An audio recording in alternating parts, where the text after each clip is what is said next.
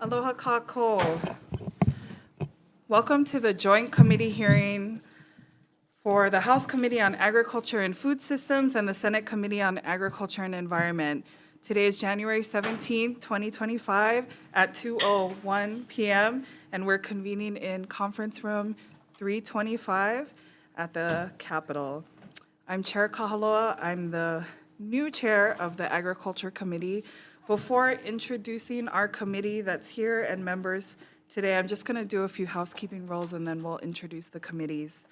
Before we get started, I want to remind people this is an info briefing on biosecurity today, and there is no public testimony.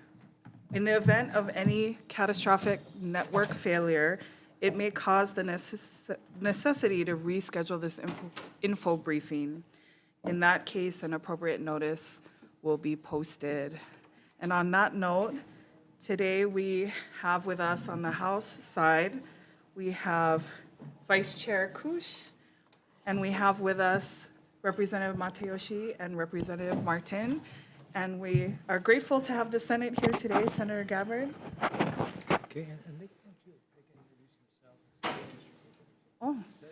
Senator Gabbard would like to have introductions by our House Committee with what district or community you represent. So I represent District 6 on Hawai'i Island in Kona.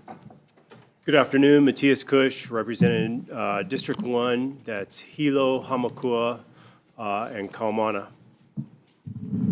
Good afternoon, everyone. Rep Matayoshi, I represent Kaneohe and Manuili.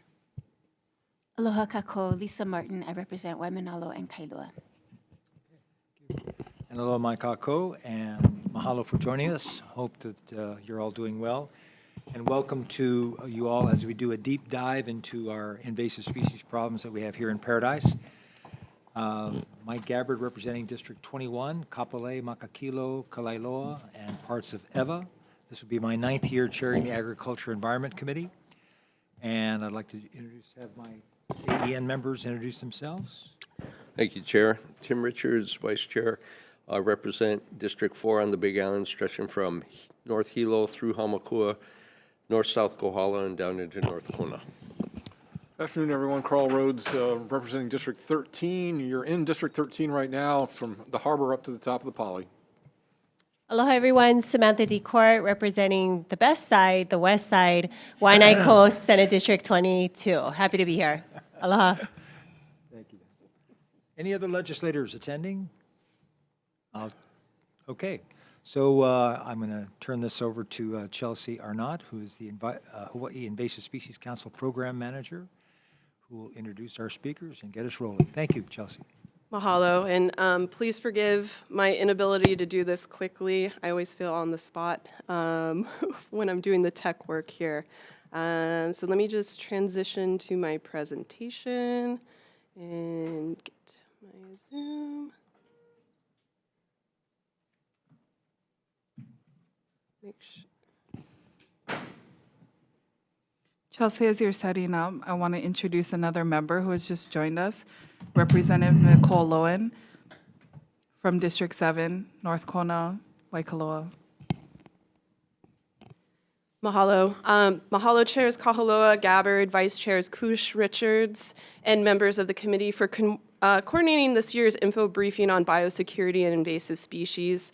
Once again, my name is Chelsea Arnott. I am program support with the Hawaii Invasive Species Council, and I'm also joined by my team members here today, Elizabeth Spieth, maybe you can just raise your hand as I call your name, Mason Russo, Chuck Chimera, and we have 2 members, a Kupu member and Jack Reef, that are not present today. I've helped coordinate the agenda with the help of the chair's office, trying to keep presentations short and sweet to allow time for questions and discussion. Each state department will be presenting and discussing their role in biosecurity, highlighting some of the work and needs, and any specific requests coming through this session. Okay, just had to check. We are all here because invasive species are an ever-present problem across our state, and I really appreciated each of the members of the committees discussing their district and their areas that they represent. And when you mention your areas, I think about what invasive species are in those areas. You're all impacted. We are all impacted by invasive species. We have experienced the impacts of invasive species in every way by seeing the decimated coconut trees from coconut rhinoceros beetle to feeling the painful stings of little fire ant and hearing the incessant calls of coqui frogs. And then there are the synergistic effects of climate change and invasive species that we have all witnessed over the last few years with hazardous albizia trees that are falling during tropical storms, the increased frequency of wildfires across our landscapes, and the extinction of our native forest birds due to mosquito-borne diseases. A recent report estimated that globally invasive species cost $423 billion annually, and this cost is set to quadruple every decade. Adequate resources, policy, public awareness, and coordination are all critical to effectively addressing invasive species and improving biosecurity. The need for statewide coordination was addressed with the creation of the Hawaii Invasive Species Council in 2003. The council is an autonomous forum that brings together leadership from the 6 state departments that have some jurisdiction in invasive species prevention and management. It is co-chaired by the directors of the Land and Natural Resources and Agriculture and has representation from Departments of Health, University of Hawaii, Transportation, and Business and Economic Development. These are some of the functions of the council, and we'll soon have administrative rules that will allow the council departments, counties, and authorized agents to access private property for control and eradication of listed invasive species. But one of the primary functions is the allocation of funding that supports interagency projects and programs each year. And this funding supports all areas of biosecurity, from prevention of new pests, controlling existing pests, research, and outreach. The Island Invasive Species Committee receive HISC funding every year for their operations because they have no stable funding source and are a critical piece of biosecurity. They are projects of the University of Hawaii, and their position allows them to work across sectors and landowner boundaries on targeted invasive species. They tend to work on targets and in areas that no other agency is working, and their mission is to eradicate invasive species that are not widespread from their respective islands. But they are also the ultimate collaborators, assisting and sometimes taking the lead on pests that are more widespread because the major impacts they pose, like rapidohea death, little fire ants, and coqui frogs.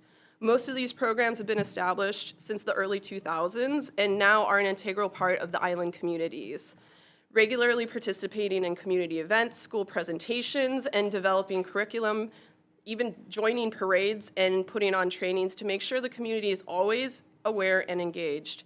The efforts of these programs led to the successful eradications of veiled chameleons on Maui, which is reportedly the first successful reptile eradication, albizia trees on Molokai, access deer from Hawaii Island, and Ketmiconiat Bay on Oahu and Kauai, to just name a few. And you can see the list, which also needs to be updated because there's more eradications. And HISC funding also supports a variety of research projects that seek to enhance detection and management tools, understand a new pest species, economic studies, and more. Senator Gabbard mentions the herbicide ballistic technology developed by Dr. James Leary, which was a game changer for addressing myconia in hard-to-reach, inaccessible areas. A separate request for $500,000 is to support the Hawaii Ant Lab that's included in the executive budget, and they are critical to research and extension work for invasive ants and specifically for little fire ant. Without the efforts of Hawaii Ant Lab, little fire ants would be established statewide at this point. The program has not been adequately funded in the past few years, resulting in multiple furloughs, and we are seeing the impacts of decreased capacity with growing infestations, especially on Oahu. HISC funding is critical to improving biosecurity, and the needs are growing due to overall higher costs, but also spreading invasive species. In the executive budget is the $4.25 million increase to HISC. That would bring the baseline budget for HISC up to $10 million. The additional funding would allow a much-needed increase to Island Invasive Species Committee operations, allow us to better invest in research and biocontrol, improve marine biosecurity, pest surveillance at critical control points, and increase staffing for HISC program support that could include data and a grants manager. HISC funds are also really important to leveraging federal dollars. For FY23 and 24, HISC secured $4.6 million from the REPI program to support a range of invasive species work across the state. And that HISC funding provided 50% of that match requirement. And just to provide an overview of biosecurity, when we look at biosecurity, it really is an interagency effort. When it comes to prevention of new pest incursions, it's the agencies that have the regulatory authority to establish agreements, inspect, quarantine, enforce that are the leads. That includes on the federal side, Customs and Border Protection, USDA APHIS, and then on our state side, the Hawaii Department of Agriculture. But I also want to include Department of Land and Natural Resources, the Division of Aquatic Resources, because they're in charge of marine biosecurity, and it's really important for them to be involved at all stages of our biosecurity system and to highlight that. And they'll be talking a little bit more about that in detail. We have HISC included at our borders, so our borders are the ports of entry because it does oversee a multi-agency monitoring project that enhances early detection capacity for high-priority pests like Africanized honeybees and red-pawed fire ants. And for post-border, the things where we have existing pests, not pets, we have agencies and organizations that work across watersheds and properties to control those existing pests. One agency really cannot do it all. An interagency response is necessary to be effective. Our DLNR director, Don Chang, sums it up nicely that biosecurity is a COCO effort that requires not only government, but more importantly, collaboration with communities, especially those directly impacted by invasive species. And I'll leave you with one success story of interagency response. And this is the response to coconut rhinoceros beetle on Maui in 2023. The initial detection was reported by a local business owner who owns a tree trimming company and discovered CRB larvae in a dead palm at one of the golf courses. He immediately reported to the Maui Invasive Species Committee, who initiated rapid response. The Hawaii Department of Agriculture confirmed the identification, and on that same day, the infested tree and 25 surrounding trees were removed with the assistance of the tree trimming company. The removed trees were chipped on site and fumigated by a local pest control company, preventing further spread of the pest. Additional proactive measures were taken that have resulted in no additional CRB detections to date on Maui. This success was the collaborative efforts of the Coconut Rhinoceros Beetle Response Team, Department of Agriculture, Maui Invasive Species Committee, the University of Hawaii, private companies, and community members. So I'll leave you with that, and happy to introduce our next panel of speakers to continue the conversation on biosecurity.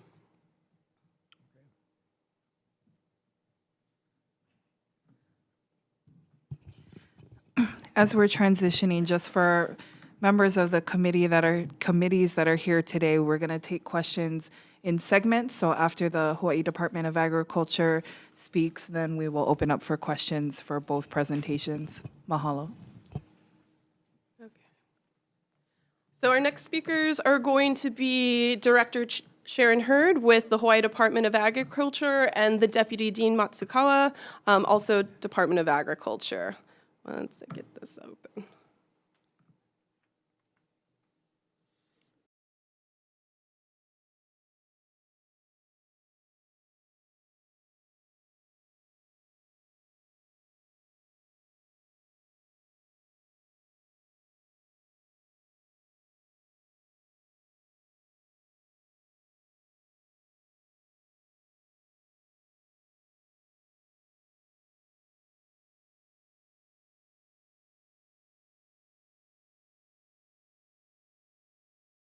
And thank you, Chelsea, and the HISC committees. Shout out to the staffs of both the Departments of Agriculture, Departments of Health, Departments of DLNR. HISC is missed. I mean, as Chelsea made a point of saying, it's interagency effort. And yes, I forgot Hal, but I meant they were in there. So thank you. Let me start with our portion of it, which is the Hawaii Invasive Species Council biosecurity overview as well. We're going to start with the good news. It's all good news, right? Okay, the Hawaii Administrative Rules 4-72 update. These rules have been, were approved by the board in February of 23, and it's taken this while to go through the process. And it's a long process that involves many different steps, but we're at the tail end. Monday effective, Monday at the holiday, January 20th, these rules go into effect. The revisions include permanent restrictions on the movement of CRB. The rule restrictions basically address the movement of infested material. And what it said was you just can't do it. And it added CRB to the list of host material that you cannot move. It also designated, the Department of Agriculture always had, let me introduce Dean Matsukawa, the new Deputy Director at the department. Sorry about that, Dean. I always forget that step. Okay, the other thing that it did is it gave us the authority to use the big stick that we had. We were always like, we can go court order, we can, knock on your door and say, hey, we know you're moving infested material. This new rule says we can go out there and just say, you can't do it anymore. You just stop movement. And the 3 and 4 portions of the rule change were always there. It's just a little bit more emphasis on it. Now, this rule change had the support of the community, the industry, all the legislators. It's a rule that the industry really supports because they were all given, challenges with those companies that were not following the rules. This gives us the authority to just stop sale. The second thing we want to bring attention to is the work that the Department of Agriculture does in prevention.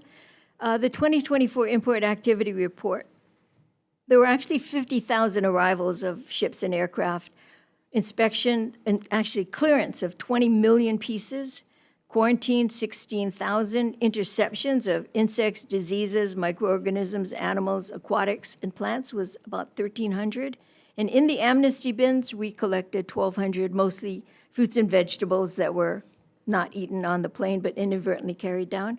Now that number, the interceptions, thanks to the 44 positions given to us through Act 231, when we fill those positions, we fully expect the interceptions to go up.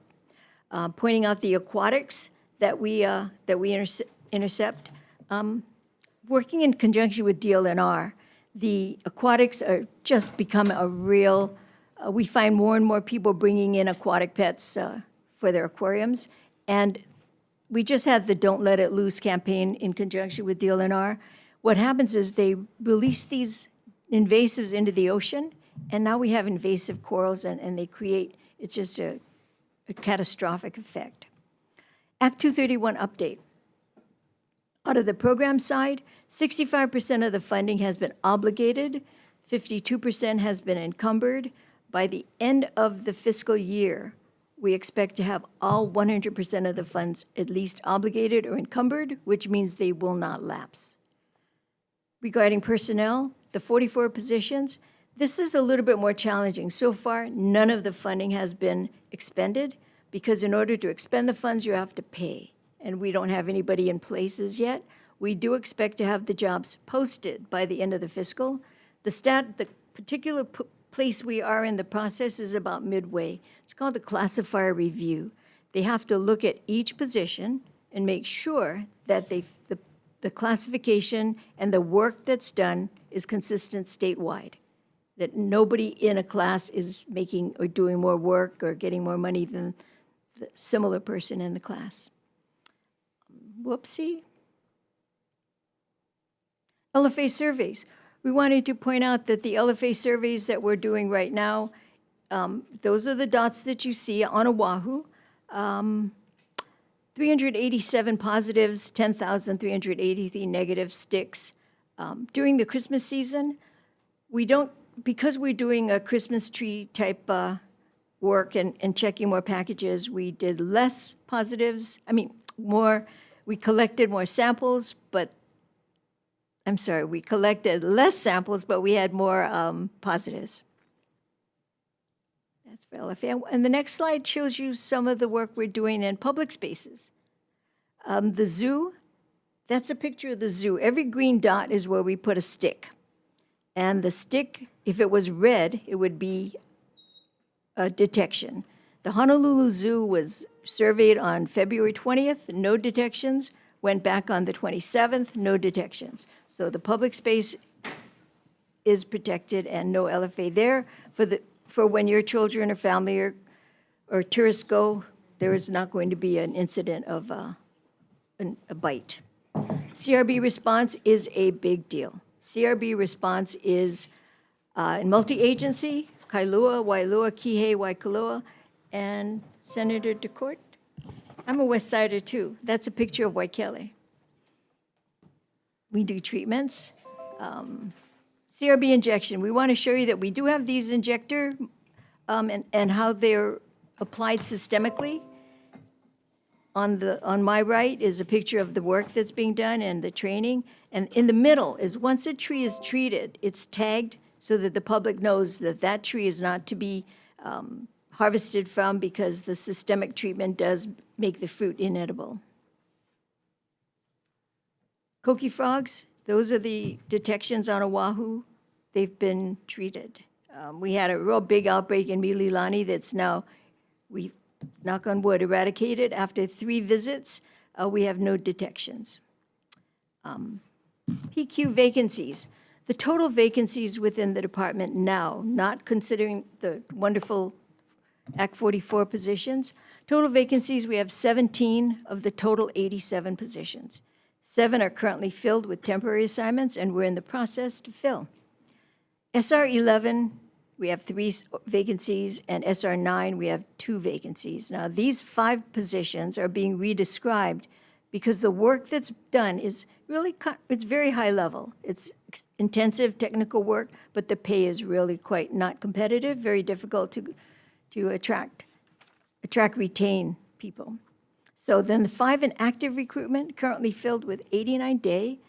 And if you total that up, 5, 6, it's 17. So we're in active filling of the 17 positions. And Deputy Matsukawa has volunteered to be the point of contact. If you're interested in filling one of these positions or one of the 44, that's his direct number. Thank you, Dean. Okay, so the biocontrol research, I want to point out that biosecurity, as we all know here, we're in an emergency situation. It is a all hands on deck. Every agency is working on it. What would really be helpful is the ability to have an emergency proclamation that we can deploy when we have something like H5N1.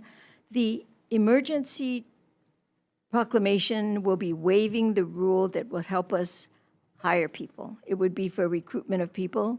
The other rule that we would ask to be waived through the emergency proclamation is the 103D-53, which is the need for certification in Hawaii Compliance Express.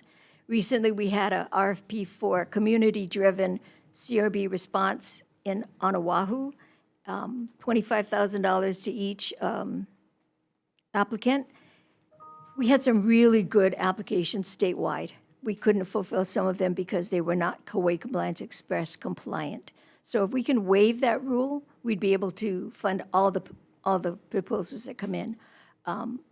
It's a good rule, but for the purpose of an emergency, we should be able to fund, everyone that wants to help us in the community.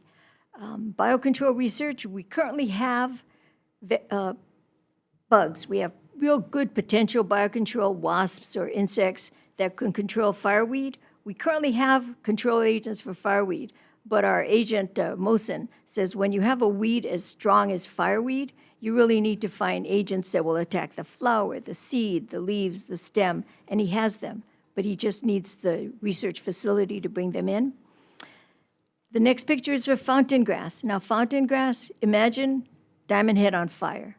Diamond Head is, both sides have fountain grass on it, and he has a biocontrol agent to control it, but he can't bring it in because we don't have the permits currently. And then there's hollow scale. So that is the extent of our presentation. Thank you for the time. I would have more information on Act 231, welcoming questions. Before we move on to questions committee, I just thank you, Chair Hurd, for your presentation. We also are going to be available for questions to the Hawaii Invasive Species Council in this segment, so it can be for either organization. Thank you, Chelsea. We're going to ping pong between the House and Senate committees, starting with the House. Oh, House members, any questions? Representative Lowen.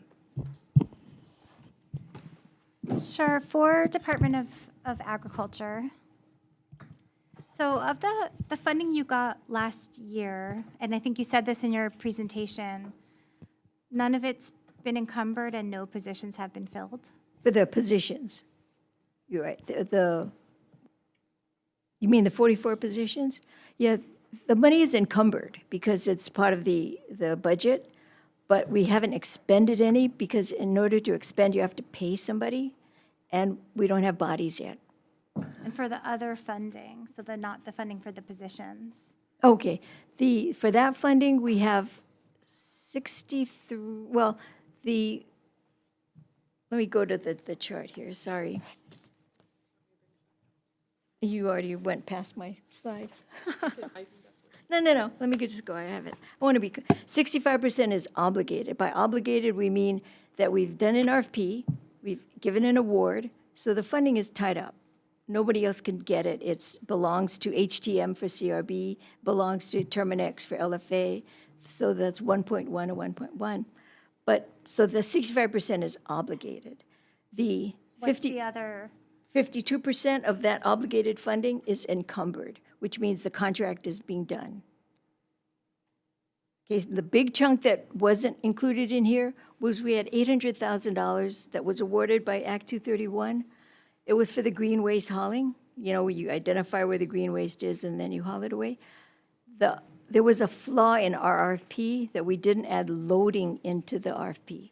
So the proposal that we got said they would identify and they would haul, but they wouldn't load. So because the RFP was flawed, we had to retract it. So the $800,000 that was budgeted was originally obligated, but we had to pull it out. And we should have that RFP reposted in February, and it should be obligated.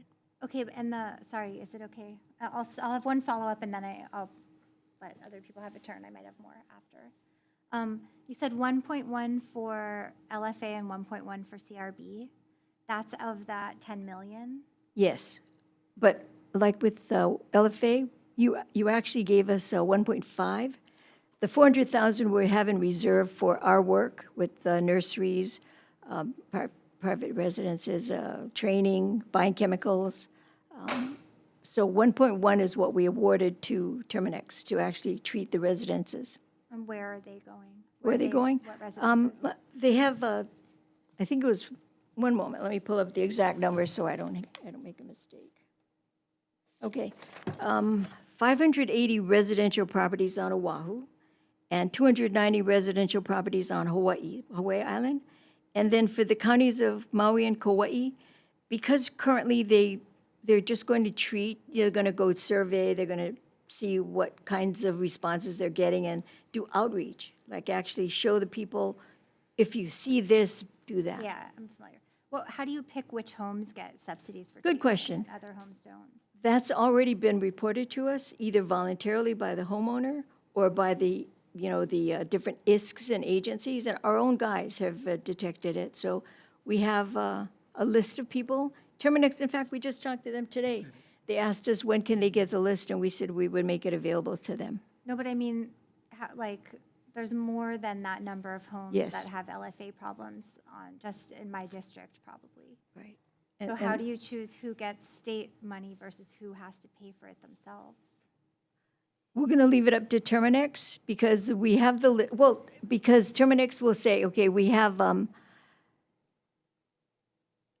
they have the chemicals to treat, the reason we're using Terminex is they have the professional, they have the liability, and if you have young children in your house, they're going to use this, but how you choose That's not answering them? the question. I mean, there has to be some process for deciding who gets You know, subsidized. I'm going to have to ask Terminex and get back to you because Why the would it be up to Terminex to decide? Well, because the contract isn't done yet. We have the scope and we're going, how would you like us to decide?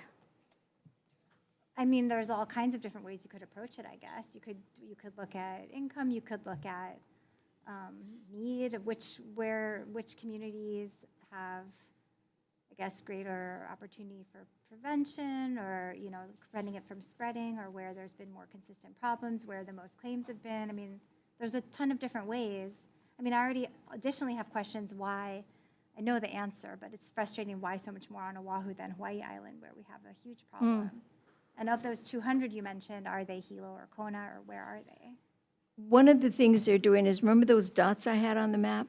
Okay, what they want to do is determine what is the best way to move in and actually attack the problem there. So they're likely, again, I'd like the time to talk to Terminex, but if there's a section Well, I don't here. think Terminix should be deciding, I mean, or Terminix, if that's part of what they get to do under their contract, is determine how state funds are expended, like distributed to citizens, they probably should have some. Well, guidance from actually, the state. plant- I've talked for too long already. Okay, so I'm the sorry, plant Chair. quarantine branch will be involved. So depending on where the dots are, how can we best eradicate in that section? You know, we're not going to do this thing. We're going to like work our way inwards and then, but it's going to be something that we have to talk to them about. They just had the question today, what if a Hawai'i Island detection is a 3-acre farm, a residence, but it's a 3-acre farm, versus a house on Hawai'i Island that's 10,000 square feet? So we said, well, let's get together and talk about how we handle that, because the expense for either, it would depend on where the farm is, you know, how can we control that area? And there's, hopefully, this particular funding this year will be shepherded through the conference, and we can do another one. We can continue the work that we've done and attack the other circles. Well, I have follow-up, but please, someone else. Thank you, Representative Lone. We are going to move to the Senate, but just to summarize, Chair Hurd, I think what she's saying is in the contract, the state, on behalf of the Hawaii Department of Agriculture, can direct how those funds are utilized and should take leadership in the utilization of those funds and prioritize and make that plan and contract accordingly. So I just wanted to summarize her comments Will that do. that is what the recommendation is, and what is the prioritization of the Right. list you're handing to Terminex? Of how did you prioritize it? What order are they going to do Yeah. and move along? Thank you. So to summarize, and we'll move to the Senate. Thank you, Chair Gabbard. On I'll start off for the Senate. You know, the funding from Act 231, was that used to support the IS, the Invasive Species Councils, as well as HAL, Hawai'i Ant Lab? We worked together on it. The funding that was given, I don't know, I can't say that the ISKs are getting any dollars. Let me think back, but I can get back to you on that, but Did you coordinate with them? we asked the HAL, the Hawai'i Ant Lab, to submit a proposal, and I threw out a number that maybe they can submit a proposal for $75,000. We recently got a proposal from the University of Hawaii at $150,000, so we're looking at funding that. We have not yet begun the process, so we just recently got the proposal. So yeah, we're working with them. Thinking back on the other funding pockets, CRB. If you could get back to me with the amounts of the Okay, funding. sure. Okay. Chair, back to you. House members, Representative Martin. Sorry. So my understanding, I have some real concerns that Terminix was the entity awarded, right? When we have far more experienced entities like Hawai'i Ant Lab that have done some very small amount of training for places like Terminix, but definitely haven't shared all of their deep knowledge and are already housed on the Big Island and a little bit on Oahu and are doing a lot of the work here. And they were not able to even apply for the RFP because you limited it to private pest control companies. So I'm just super concerned that we are leaving the experts behind who are trying to serve the public interest and instead asking for-profit companies with very little experience and expertise to not only do the job, but then even makes policy decisions about who gets the benefits and who does not. So I wanted you to help share how that decision was made. The decision was made basically due to liability. The pest control operators have the licenses, the business, the registrations, and the insurance needed, and they have the training on application. So the main concern we had was for kupuna, allergies, those that want only organic treatments, the different treatments for the size of the house, the size of, the limitations of what they can do for ranches versus people that have gardens in their backyard. They had I think the most important thing when we had our discussions was the liability, that they know what they're doing in terms of health and welfare of the people that they're serving. So you're suggesting that they know more than the people that trained them?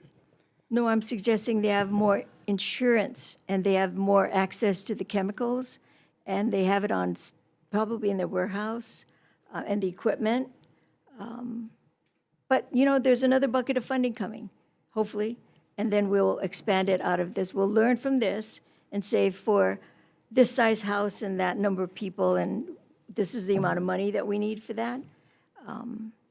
Yeah, and in fact, we just had our discussion, like I said, today, and we asked them if, would they welcome plant quarantines? Well, our staff is going to be with them in every visit, but would they welcome additional? And they said, sure. They said, we do have, Hal has already done some training, and they're welcome to see them tag along. And we asked them, would it be okay to have them along? They said, sure, we'll welcome them. So we're working in the next round maybe to actually require it, but this was our first foray at it, and it's we'll see how many we can do. But would Hal be paid for that service? Sure. Okay. As long as it wasn't part of their original, we don't double dip, and that's something we really have to worry about.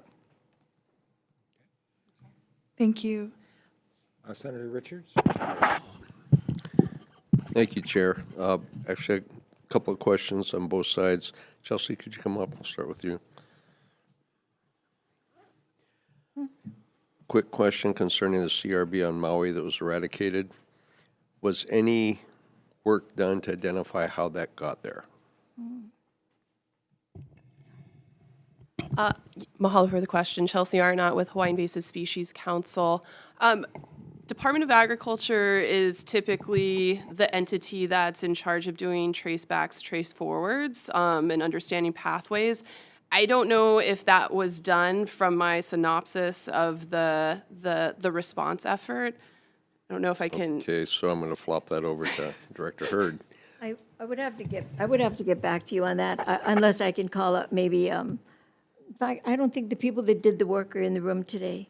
Okay, so, because I'd like to know. But it was a golf course, so it could have been a hitchhiker in a golf bag. But part of our biosecurity is knowing the pathway, so. Right. So, yeah, I'd like you to fill in on that, so. I got that, Chels, so coming back to you, Director. The treatments that you showed concerning treatment of the trees for CRB, what specifically is the Chemical? chemical? I do have it, I know it starts with an A, but it's Arbor Jet is the system, Arbor. Do we have someone in the room that? Yeah. Do you need Is that- Greg? okay. Jonathan? I know it was an Imitrex, but. We just need you on the microphone, Jonathan, so we'll slide that over. Good afternoon, chairs, vice chairs. Jonathan Ho, Plant Quarantine Branch Manager. So, pesticides manager too. So there are a bunch of chemicals. The ones that Chair Hurd referenced are systemic injectables. So there are two, Arborjet and Imajet. They're basically imidacloprid, and they push them in, and then the trees pick them up. So it's imidacloprid is the active ingredient, is that what you're saying? Yes. Okay, and then for the, what is the withdrawal for consumption of the coconut? What is the timeline between Well, I treatment think it's a until year. can use the? The quarantine is a year on the tag, do not eat free, and it's dated. Okay, all right, so I got that, and then finally, the electronic information for people coming in Oh, yes. to the Ag form. ag forms, where are we with that? That was supposed to be a Ooh, pilot project, Good question. Slated to roll out in early spring. so we haven't rolled it out at all. Yes, we have not rolled, we've Okay. done pilots, but we've not rolled it out. Okay, I haven't seen any pilots, so, okay, I know we are short on time, so thank you, Chair. Members of the House? Oh, Vice Chair Kush? Chair, thank you. I don't want to belabor the issue on LFA too much, but after listening to my fellow reps and our discussions in finance earlier, I get the distinct feeling, and I'm just wondering, do you guys have any data that you're acting off of for Hawaii Island? I mean, Oahu, I've seen several times, and it's been referenced. You have data points, and so you have target areas, but has that happened on Hawaii Yeah, Island? that's a very timely question. Part of the funding that was given in Act 231 is called tech upgrades. There's $800,000 in that. The reason that none of it has been encumbered or expended is because the state currently pays for the GIS, ESRI system through ETS. So we're holding on to it because in the event that the software and the hardware, the software really that we have needs upgrading to do exactly what you're saying. We have the data, so when we upload it, then everyone will see where the LFA is, but we're not going to reveal addresses. We're going to reveal like white for detected, then yellow, red, green. So you've done surveys then? Oh, definitely. We've done many surveys. Mr. Ho? On Hawaii Island? Hawaii Island? No.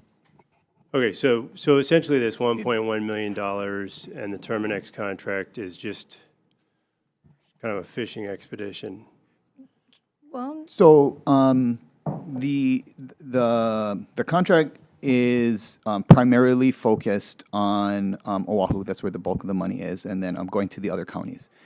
And one of the goals with the contract is to really get a baseline idea of how much can you really get done with a particular set of money through a commercial at this point a commercial standpoint, and ultimately you can then take that number and then extrapolate it, again against like all of Hilo. I don't whatever the extent of the infestation is, and obviously what it would take on Maui or on Kauai, Oahu will be different, obviously, because the infestations are different.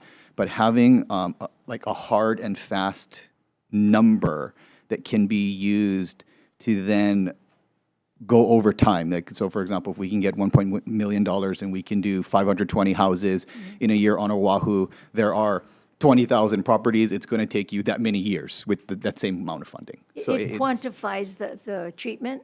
But again, we have different size houses, different size customers, but at least we have a quantifier that we can say to treat the rest of Oahu or the rest of the Big Island, we should expect X number of dollars, just based on the research we've done here. And I'm sorry, I didn't realize that you were asking specifically for LFA. I should have realized it. We do have surveys for the other pests for the different islands that we can upload to the website. Correct. So one of the challenges, particularly with the Act 231 data, the displaying of the data, is the individual pests and their distribution and the ability to detect is different for each island, and the staffing available to do that work is again different on each island. And centralizing all of that information, as Chelsea said, there's a lot of work, a lot of people doing it, and everybody's trying to fill as many gaps as possible. So coming up with a centralized place for all of that information to be stored and then managed and distributed, we're really kind of working through that, because we've been, everybody's been kind of doing their own thing to try to get this stuff done because there's so much to do. And I think with the Act 231 funds and that big pot that was given to us, we do have a real good opportunity to kind of start kind of really coalescing and pushing forward. All right. Okay, thank you. Questions from the Senate? Any other questions? Okay, we have Senator Keohokalole from District 24, Kaneohe Kailua.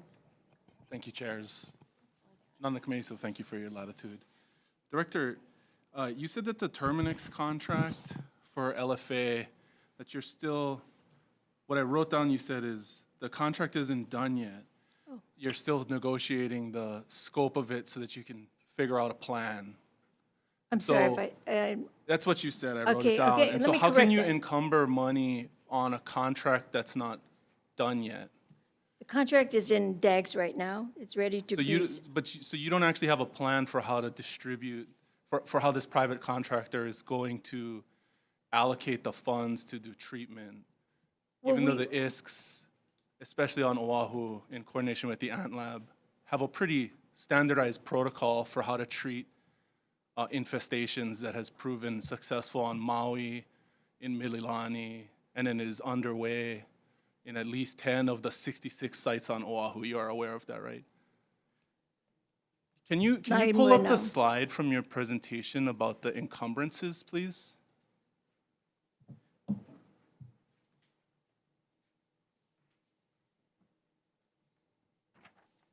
Director, did you intend to mislead the legislature on how well you're doing on Act 231 If I did, it wasn't in terms intentional. of encumbrances? Because I heard another member say, and you haven't disputed it even in the even in the budget briefings, that of the 44 positions that were allocated from the money that the governor released to your department for Act 231, you are 0 for 44 on hiring, and those funds lapse on June 30. Correct. And then you also told WHAM, well, here it says 52% encumbered. Yes.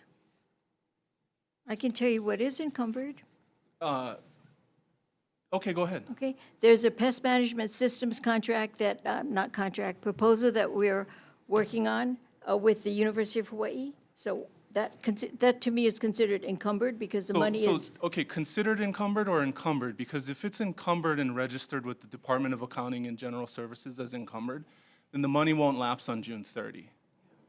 Is that what you intend when you Yes, say on your yes, slide, right. 52% encumbered? right. So Director, I'm holding an email from Keith Regan, the comptroller and the director of the Department of Accounting and General Services, from 11:29 a.m. today. And what it says is that you have actually encumbered to date $1.1 million of Act 231 funding, that the full $10 million was released to your department, and that you have spent $0 of that Okay. money to date. May I explain? And we're 6 months in, and every dollar of Act 231 money that is not spent by June 30 lapses back into the general fund. Depends Is that how- correct? Well, let's define spent.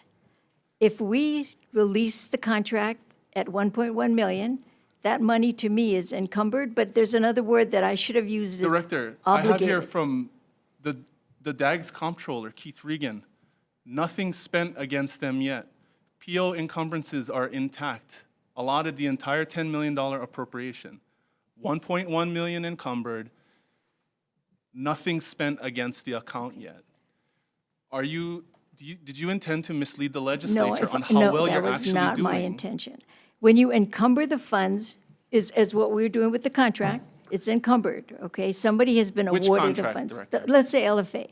LFA is not registered as encumbered Well, it's according with to the- the it's with- Department of Accounting you were- and General Services. It's in DAGs right now. It's in DAGs right now. Director, this email is from 11:29 a.m. What DAGs from has, Keith Regan.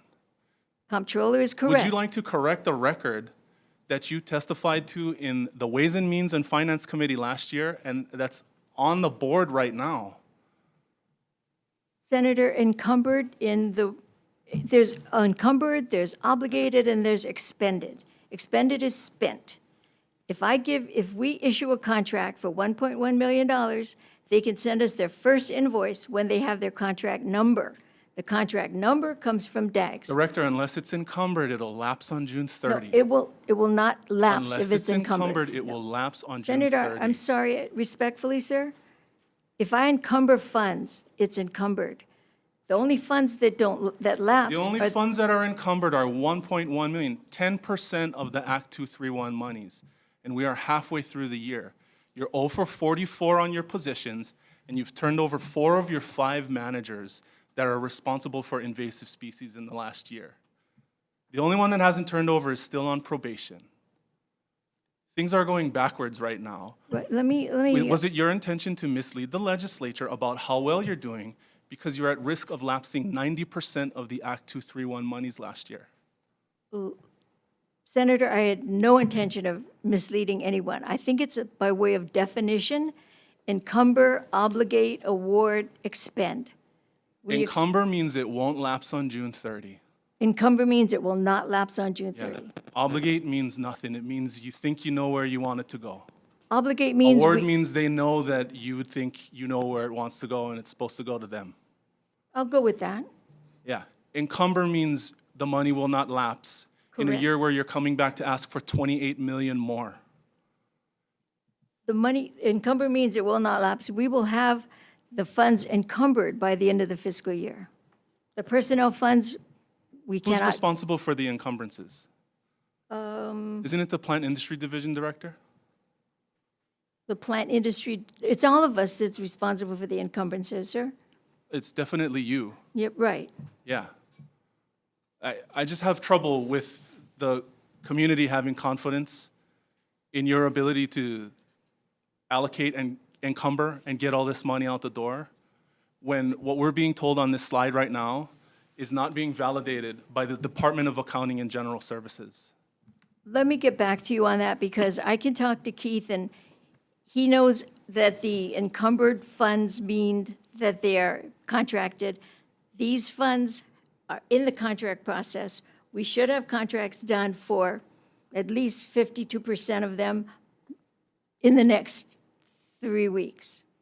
And we will have all the other funds expended by the end of the fiscal. No, not expended, encumbered or obligated, which means they will not lapse. To be continued. I just have real problems with the community's ability to have confidence in this money getting out the door. And I'll leave it there. Thank you, chairs. Thank you. We're going to move on to Representative Matayoshi. Thank you, Chair. I'm going to be honest. What was that? I'll be honest. I'm pretty irritated. Well- And you can hear the irritation from the legislature too, and I'm certainly part of that. This process has been going way too slow. I have no idea why Terminex was or why you did not allow Hawai'i Ant Lab to bid on the RFP for little fire ants, but to say that it's liability is very confusing to me. As far as I know, Hawai'i Ant Lab has been treating and has the equipment and the expertise to do it. Unless you're saying that they've been treating this whole time without proper insurance or liability, and they've been risking that the entire time, then I'm not sure where your liability argument is coming from. Is that what you're saying, that Hawai'i Ant Lab should not have been treating this whole time? I think Because what they I'm are? saying is what we wanted to do was maximize the liability or minimize the liability to the state by working with PCOs, pesticide operators that have business licenses, that have liability insurance. So you're saying that we are minimizing the liability to the state by going to an outside company who is not properly, who's literally being trained by Hawai'i Ant Lab? That seems like you're maximizing liability. Well, that's Why- your opinion. Why wouldn't you use the trainers that are ready and willing to go for this thing? The pest control operators have training. Hawai'i Ant Lab gave them specific, directions, but they can do the job. They can do the job, and they had did you want to say something? Do you mind if I turn it over? Well, I'm being told that Hawai'i Ant Lab can do it at about 10% of the cost, too. I mean, this is not only a huge waste of state funds, in my opinion, but also just not using our own guys to treat. I mean, I understand sometimes we contract out when we don't have the personnel to treat, but here we're literally ignoring the people that are government employees to do this. It doesn't make any sense, and we're paying 10 times the amount in order to do it. And to me, not only is that government waste, but that means we're not treating to the extent that we could by a very large margin. And when you have the kind of infestations like in our communities, we need every house we can get to be treated. So this kind of waste is very, very disturbing to me, and it's a lot slower, I think. Hawai'i Ant Lab is ready to go. I'm not sure why we have Terminex and they're trying to spin up and they're asking for advice and they're trying to get their things in order to go out and treat when we have someone who's actively treating in the community right now and needs the resources to expand that. So please. So Representative, so one of the things, particularly, I guess, when you have the commercial operator, as Chair said, you have the liability issue. And I think one of the things I think we're kind of missing, and it's clearly not to state that Hawai'i Lab doesn't have expertise. That's not the question. And I think one of the issues really was the ability to kind of hit the ground running with the limited time and the money. So Terminex is this very large company. They have the people, and once a contract is issued and they're trained, we provide them with sites. They can start immediately. HAL, unfortunately, right, they are small. They don't have the funds right now, and they would need to also do a little bit of ramping up. So moving up, again, moving forward, we'll get the ability to get that baseline. And secondarily, with additional funding, there is that opportunity to then potentially transfer over when you have that cost analysis comparison. Again, the commercial versus, again, I'm not sure how much it costs specifically for a particular person at RCUH and all that. So I'm not a So I personal don't think I'm analyst. ever going to buy the liability portion of it. I'm going to be honest with you. That argument seems like a very manufactured argument to me.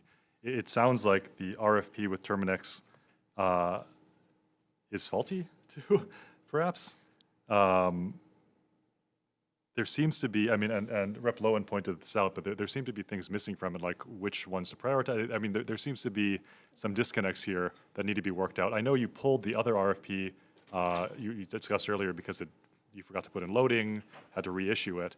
If it's a matter of reissuing this, it seems like you have grounds here to reissue the RFP and broaden it to allow people like, or organizations like Hawai'i Ant Lab to bid. I'm very interested to see what their bid is going to come in at, because I've been hearing they're probably going to blow Terminex out of the water. And honestly, I'd rather use our guys who have been doing it, who have been in our communities and are actively treating, than hire another company that we have no idea how they're going to do it or how effective they're going to be.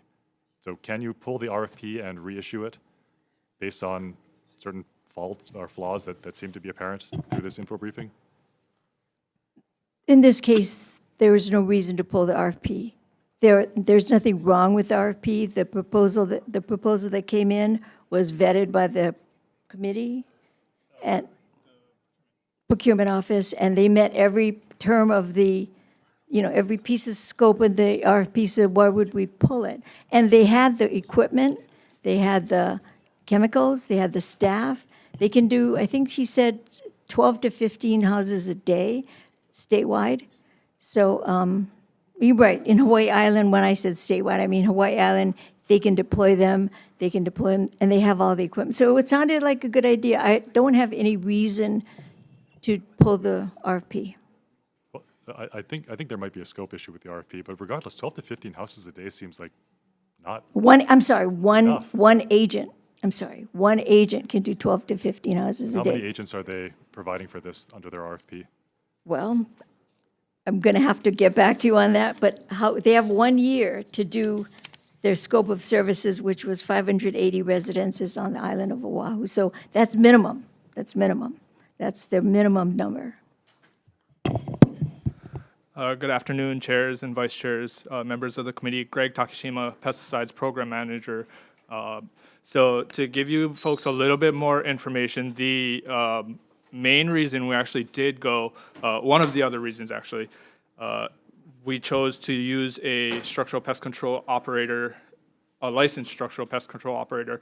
The company is actually known as Rent-to-Kill Terminex, Rent-to-Kill Purchase Terminex. So that's just a business name thing.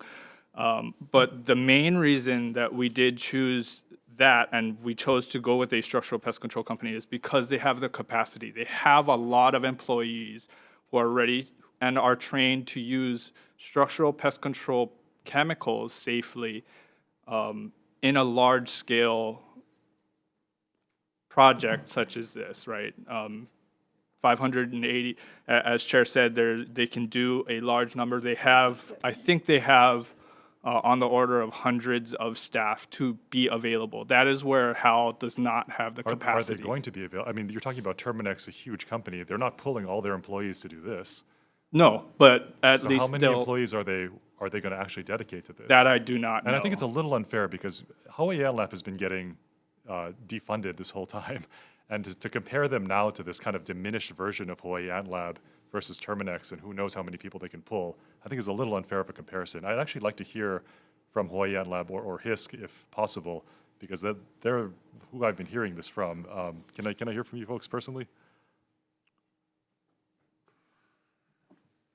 Of course. Chelsea Arnott with Hawaii Invasive Species Council. Just to clarify, is the question regarding kind of furloughing and the funding for the Hawaii Ant Lab? If you could briefly touch on that, but I think that's pretty well known. Well, I hope that's pretty well known.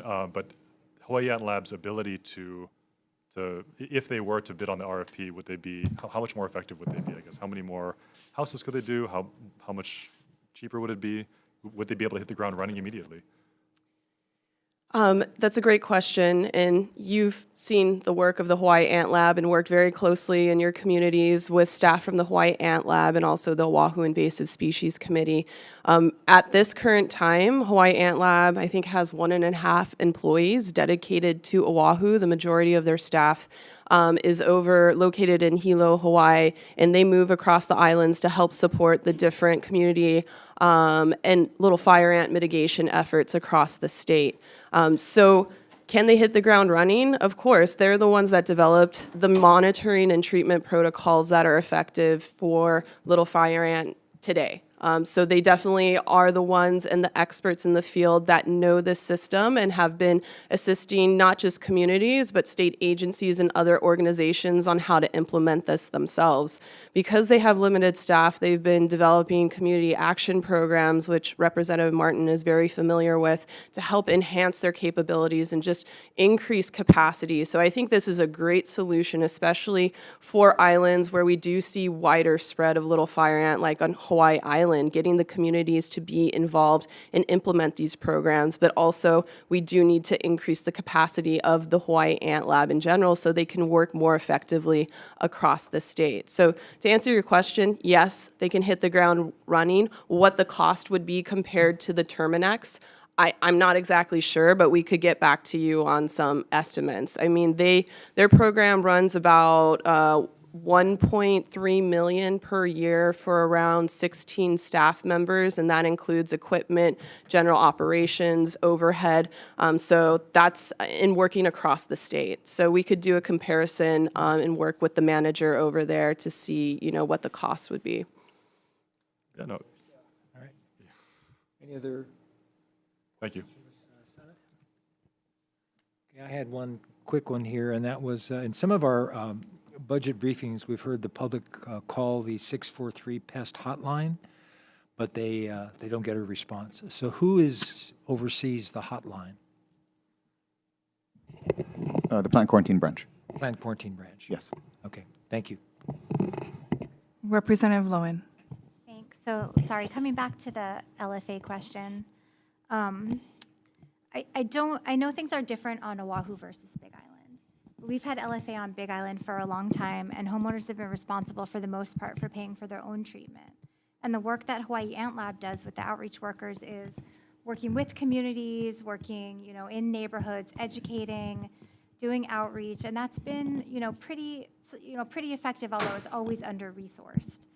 I have really serious concerns and a lot of questions about how the decision was made to do this RFP to treat X number of homes, because you said 200 something for Big Island. That is a drop in the bucket. It will not move us forward whatsoever on controlling the problem long term. And while it's taking some money, it's taking some responsibility to pay for it off the hands of a few homeowners. We're already concerned that's not being distributed equitably. And why was the RFP not crafted in order for Hawaii Ant Lab to be able to bid into it and be able to look at having more of those outreach workers, more capacity for community outreach, more capacity for research into better control methods, which seems to me like a better long-term approach and a better use of the funds. And I mean, I'd like to hear your answer, but also, maybe if Chelsea wants to weigh in on that. Thank you for the question. One of the things we tried to do, and I didn't want to get too chatty on this, but we needed to quantify the cost of controlling LFA in the state. And the reason was we had a earmark going on, and it was ready to be funded to quantify the amount, okay? But it didn't get funded. Has a lot of that data. I get quarterly updates from Kiyoshi, or it's been a while, but on how much outreach they've done, how many people they've talked to, how many reports they've had, and all this stuff. So Hawai'i Ant Lab is doing that work. All I can do is echo the reason, the experts of the department that put together the RFP, we all got together. We said we need to get going. We need to have people that have boots on the ground, have the equipment, have the cars. This idea of the state coming in and paying to pay for the treatment for each homeowner who has an LFA infestation is great if it would have existed, a decade ago or 5 years ago for Hawaii Island. And I understand we want to try to nip it in the bud when we have a new infestation on a new island. Absolutely, but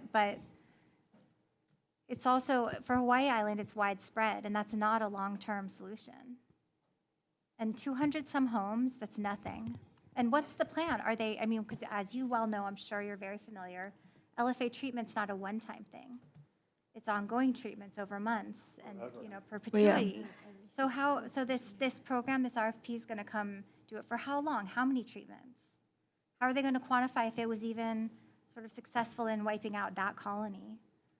It just feels like throwing away taxpayer dollars for a short term, throw some money at people through a private company instead of investing it in long-term solutions to treat these problems.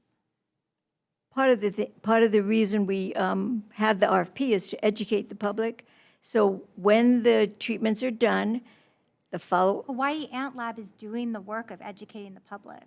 And I get that maybe on Oahu, an RFP to treat individual homes might be better. I don't know, but I know that's not for Hawaii Island. Not at all. Okay. Okay. We might just distribute money. Hawai'i Lab is treating entire neighborhoods to eradicate it already with the community. You ready? Sorry. If I could just add to that, there's a lot of pieces to the puzzle. There's not just one solution or one, like I was saying in my presentation, it can't just be one agency that does it all. And we've recognized that there does need to be a role for private pest control companies, and Hawai'i Ant Lab has been actively training even before the Act 231 funding has come in line.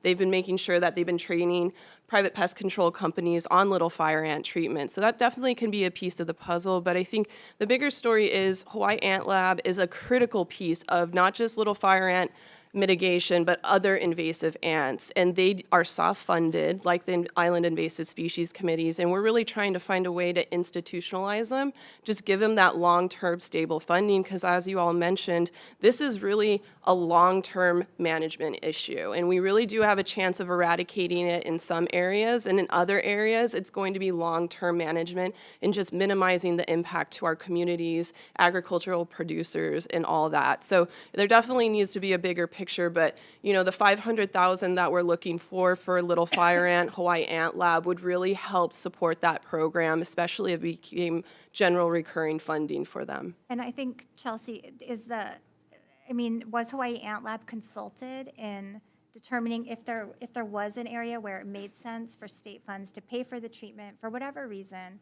It would seem like Hawai'i Ant Lab would be the ones to ask if that kind of approach made sense. Yes, there is a collective Department of Agriculture, Hawai'i Ant Lab, and the Island Invasive Species Committees that work together, and I think Jonathan talked about it through the Memorandum of Understanding that we established back in April of 2024 that really has put together this forum where we are communicating on priority pests on a regular basis and developing county response plans for little fire ant, coconut rhinoceros beetle, and coqui frogs. And so it really is a collective, and it's not just Hawai'i Ant Lab, but there's other agencies that are involved. That didn't really answer my question about this RFP, but I know they could contribute. Apologies. Yeah, they could contribute to that data, definitely. I'd like to add that the funding that we have given the Hawai'i Ant Lab has total about just over $3 million. And this is from the period from 2014 to 2021. After 2021, the COVID kind of like made everybody stay home and everything, but we have been working with the Hawai'i Ant Lab. Well, when they were in Hawaii Island. This is actually from the cargo fee, as I recall. Yeah. So we've shared the funding from 2014, $3 million. So we have been collaborative funding each other. We're giving another try. We're trying something different. Sounded like the best way to go out there with the equipment, the expertise. If you have an organic need or if you have a child at home with an allergy, Terminix was the one that we thought would be the best to respond to those. But yeah, with $3.1 million during that period was awarded. That means you acknowledge it's not a long-term solution? No, I'm saying this, I'm sorry if I said that. What I'm saying is we have a solution, we're going to quantify it, we're going to prioritize LFA. Hopefully we'll get another 1.5 million, and then we'll apply that with what we've learned with this contract and deploy another RFP. By no way am I saying this is a short-term effort. It's an emergency, it's a biosecurity emergency. Well, do you think it's the best use of these particular funds? For this go-around. For this go-around. Well, as I said, we gave $3 million from 2014 to 2021. That was the best use of the funds then. Thank you, Chair Hurd. We're gonna move on to the next section and be cognizant of the other departments who are waiting in the wings to present to us. But if there are further questions, we will come back to you towards the end of the next set of questions. Thank you. Yeah, mahalo chairs and committee members for the discussion. Next up, we are going to have Department of Land and Natural Resources. We have the Deputy Director, Ryan Kanakaole. We also have the administrators for Division of Aquatic Resources, Brian Nielsen, and Division of Forestry and Wildlife, Dave Smith, to help with any questions and support. So let me just pull that up.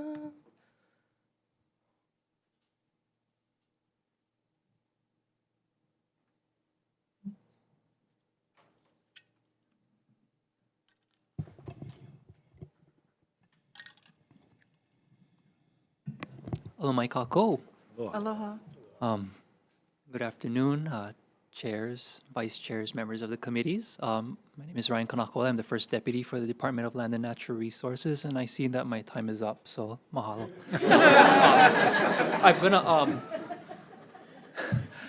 in the essence of time, I'm going to be presenting on behalf of DLNR for both DOFA and DAR.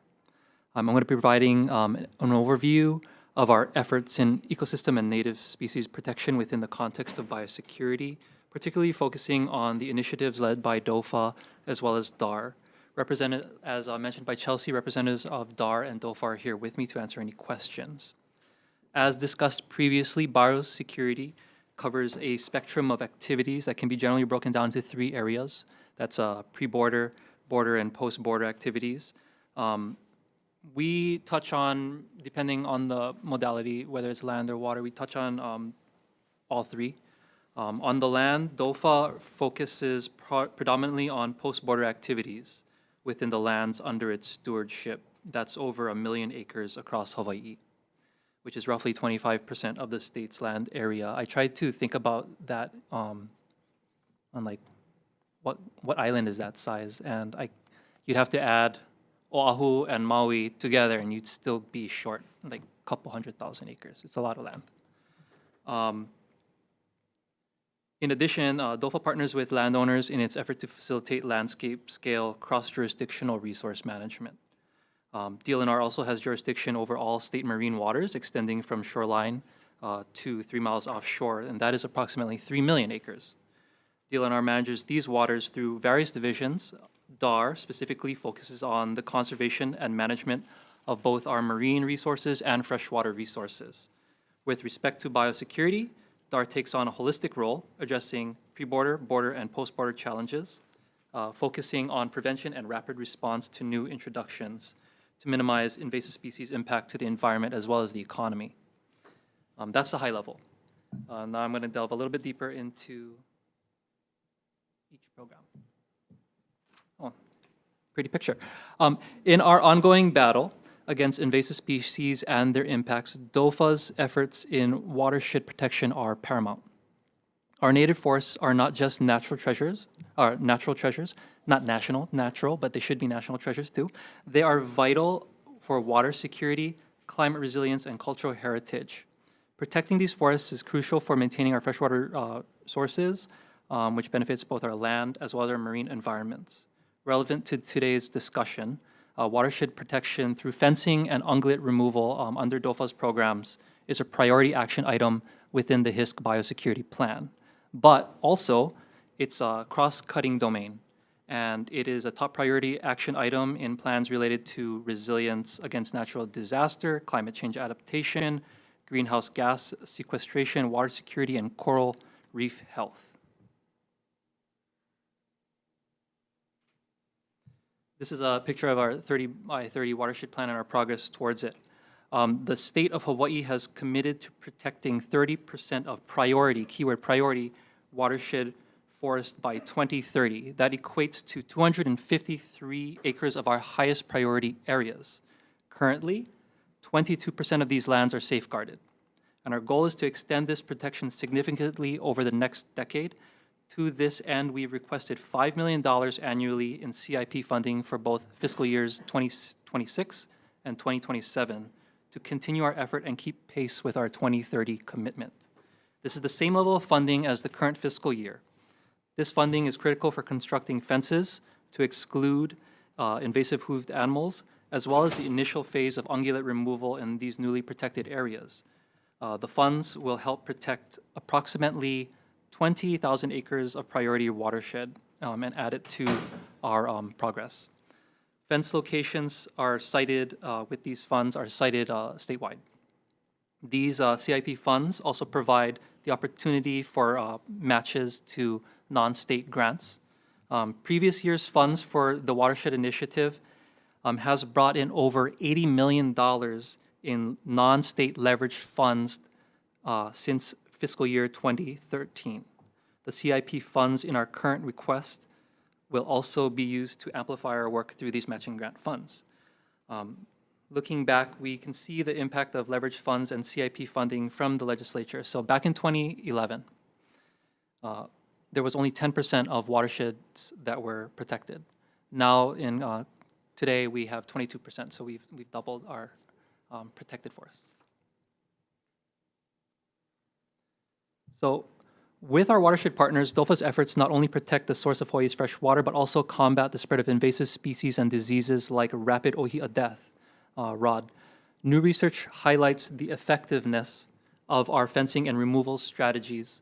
Areas protected by fencing, as you can see up there, shows 69 times less ROD mortality compared to unfenced regions.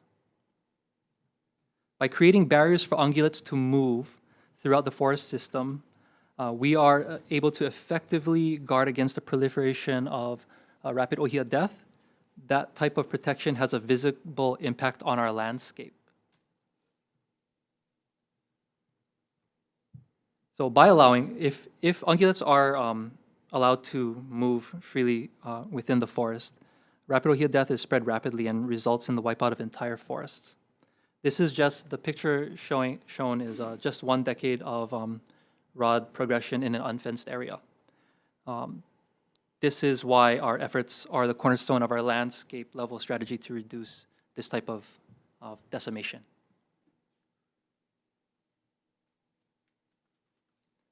So skipping over to our wildfire prevention, response, and restoration efforts that go hand in hand with our fencing projects. DOFA is also on the forefront of preventing, and when it comes to it, battling wildfire that not only threaten our landscapes and our communities, but also compromise our biosecurity. Wildfires accelerate the spread of invasive, fire-prone vegetation and degrade our ecosystems even further, and therefore, again, accelerate the spread of more invasive vegetation. In Hawaii, fire-prone vegetation like guinea grass, fountain grass, halikua, that covers about 1/4 of our landscape.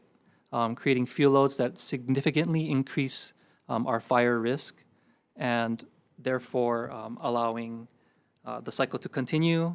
Fire-prone species dominate the landscape, escalate fire risk, and then hinder recovery of native ecosystems. This session, we are seeking 22 permanent positions for DOFA that were actually approved by the legislature last session. These positions are intended to augment our forest management capacity and also our fire and emergency response capacity, because our foresters, they wear two hats, yeah? By conducting, so the work that'll be done and the augmented capacity will go towards conducting vegetation management, fuels mitigation work, restoration of areas damaged after the fires, if there is a fire, as well as reversing ecosystem degradation through our ungulate fencing and removal initiatives, as well as and assisting in emergency response, like I mentioned before. We're also seeking an increase to DOFA's operational budget to go towards this type of work in expanding and managing resilient landscapes. Our executive budget ask is currently $4 million in recurring funds. However, our need is more than that. It's more of along the lines of 7.45 million. These funds would go towards what we traditionally think in terms of firefighting, the response suppression side of things, but also it would go towards the other sides of the spectrum, the pre-fire work and prevention and pre-suppression effort, like outreach, education, and as well as the fuels management component. And then also the post-fire work in restoration and recovery, the reforestation, clearing invasives, protecting forests from ungulates.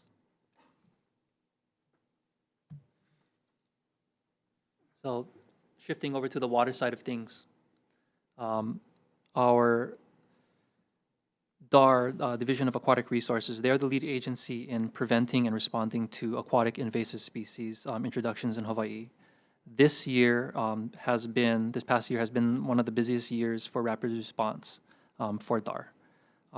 There's been numerous outbreaks of particularly invasive soft corals and anemones. DAR continues to manage established invasive species through its long-term monitoring and biocontrol. However, DAR's work on prevention and rapid response to new introductions largely minimize the environmental and economic impact of aquatic invasive species. Preventing new introduction is critical to our work. Ballast water and hull fouling are the leading cause of new aquatic species introductions in Hawaii. However, through the Federal Vessel Incidental Discharge Act, mouthful, that is expected to go into effect at the end of 2026.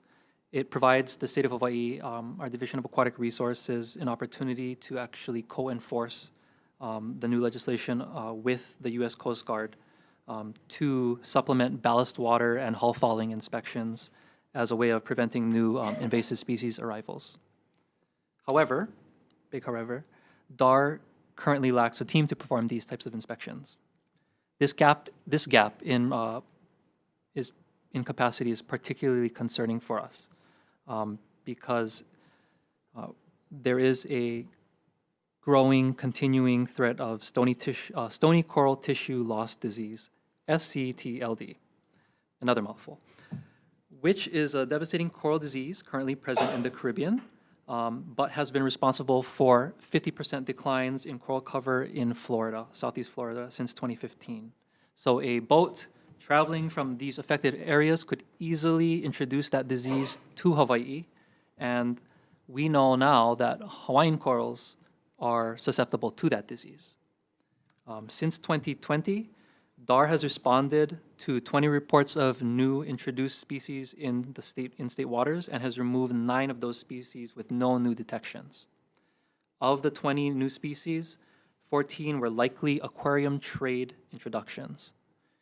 This is a concerning new trend DAR is working to address. One example of species introduced to Hawaii by aquarium release is an invasive soft coral known as, and this is not the coral, sorry, on the picture, but there's a soft coral known as pulse coral or eunomia that spread to 80 acres, pigeon, 80 acres of seafloor in Pearl Harbor.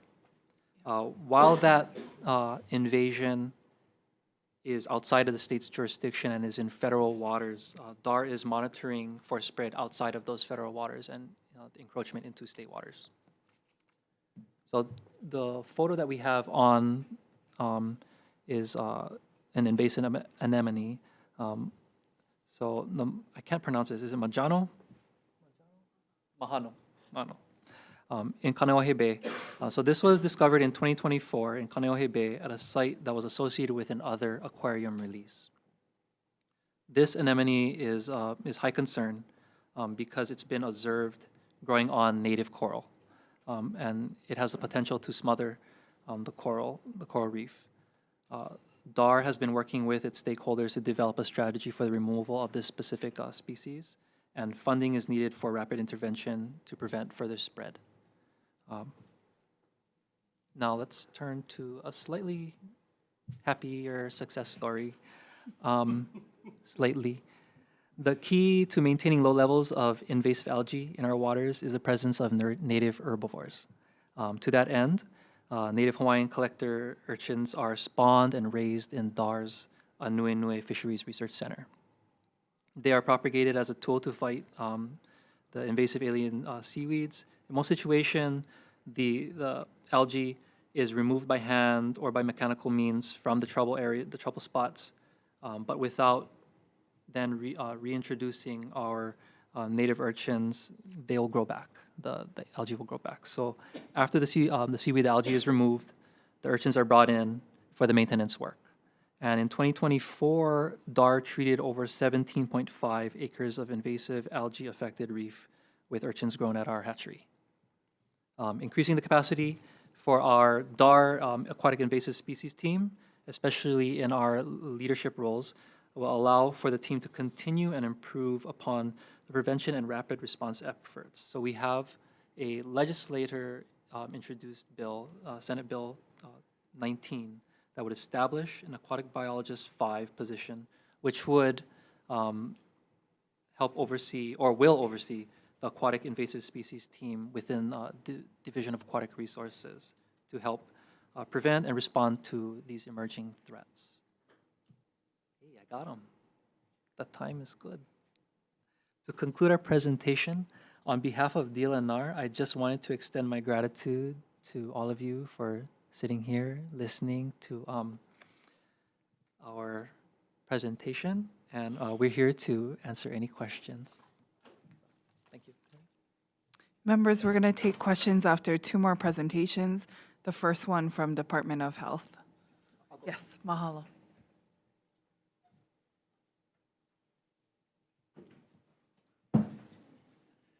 Good afternoon. My name is Matthew Carano. I'm the Division Administrator for the Environmental Health Services Division, and we're part of the Environmental Health Administration under the Department of Health. Thank you, chairs, both chairs, vice chairs, and members of the committee.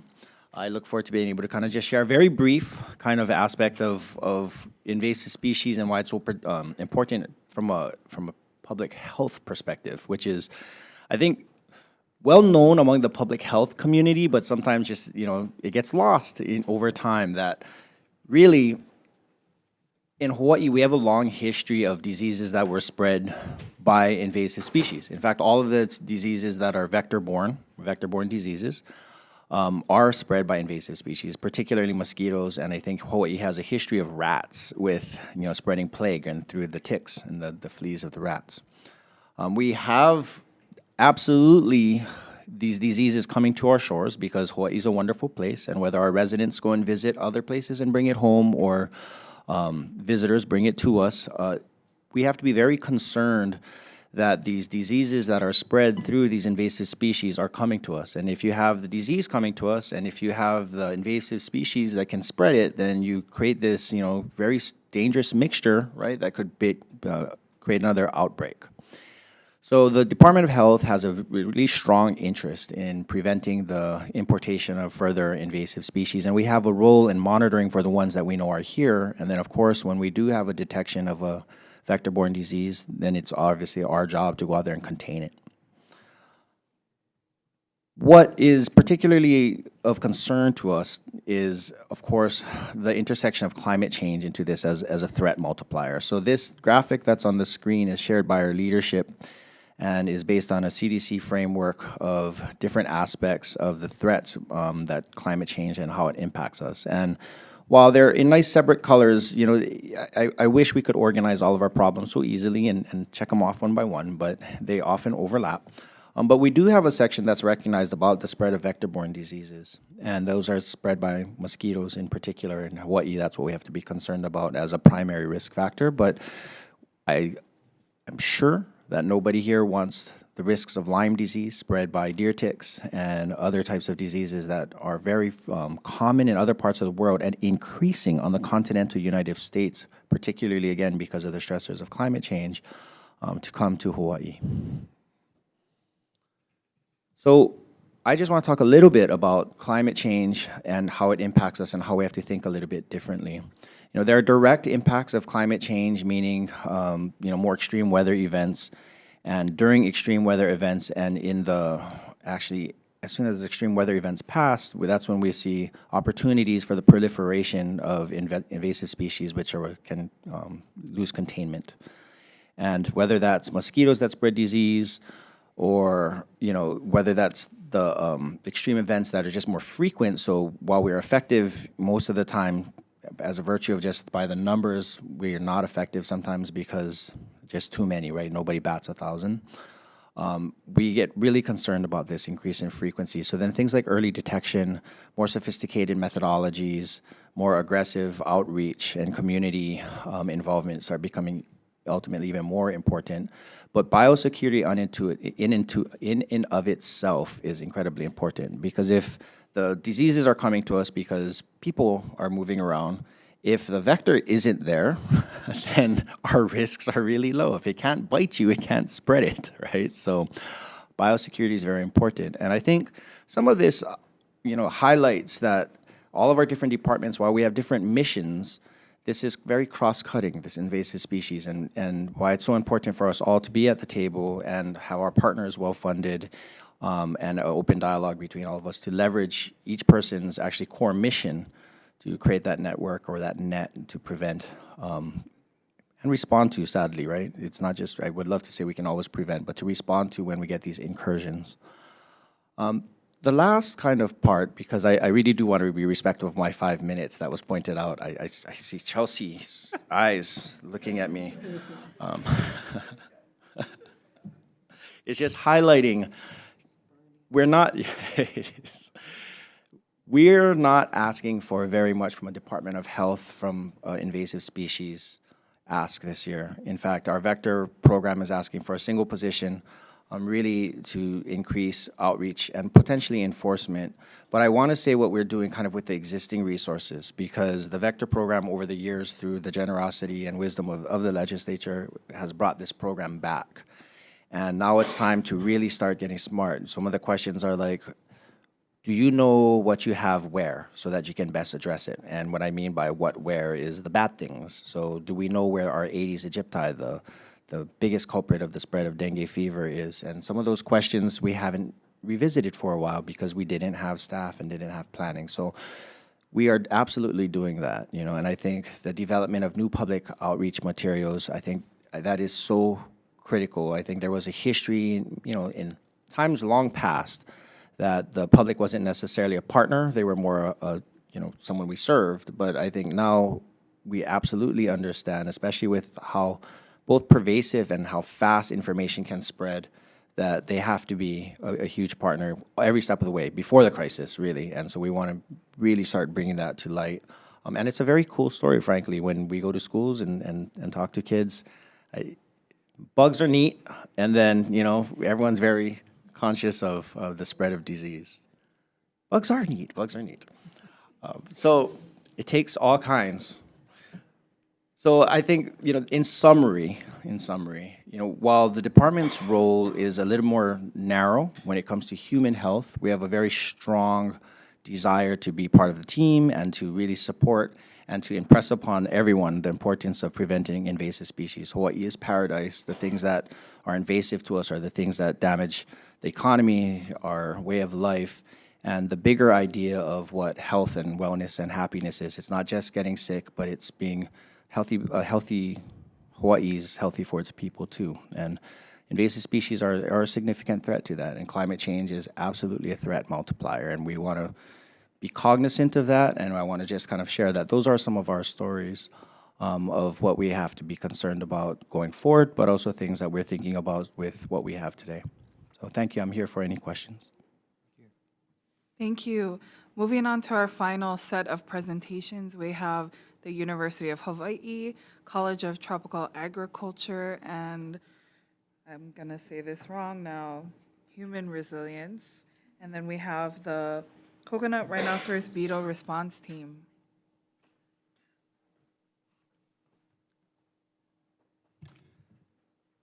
Thank you for having us here today. Thank you, chairs and vice chairs and members of the committee.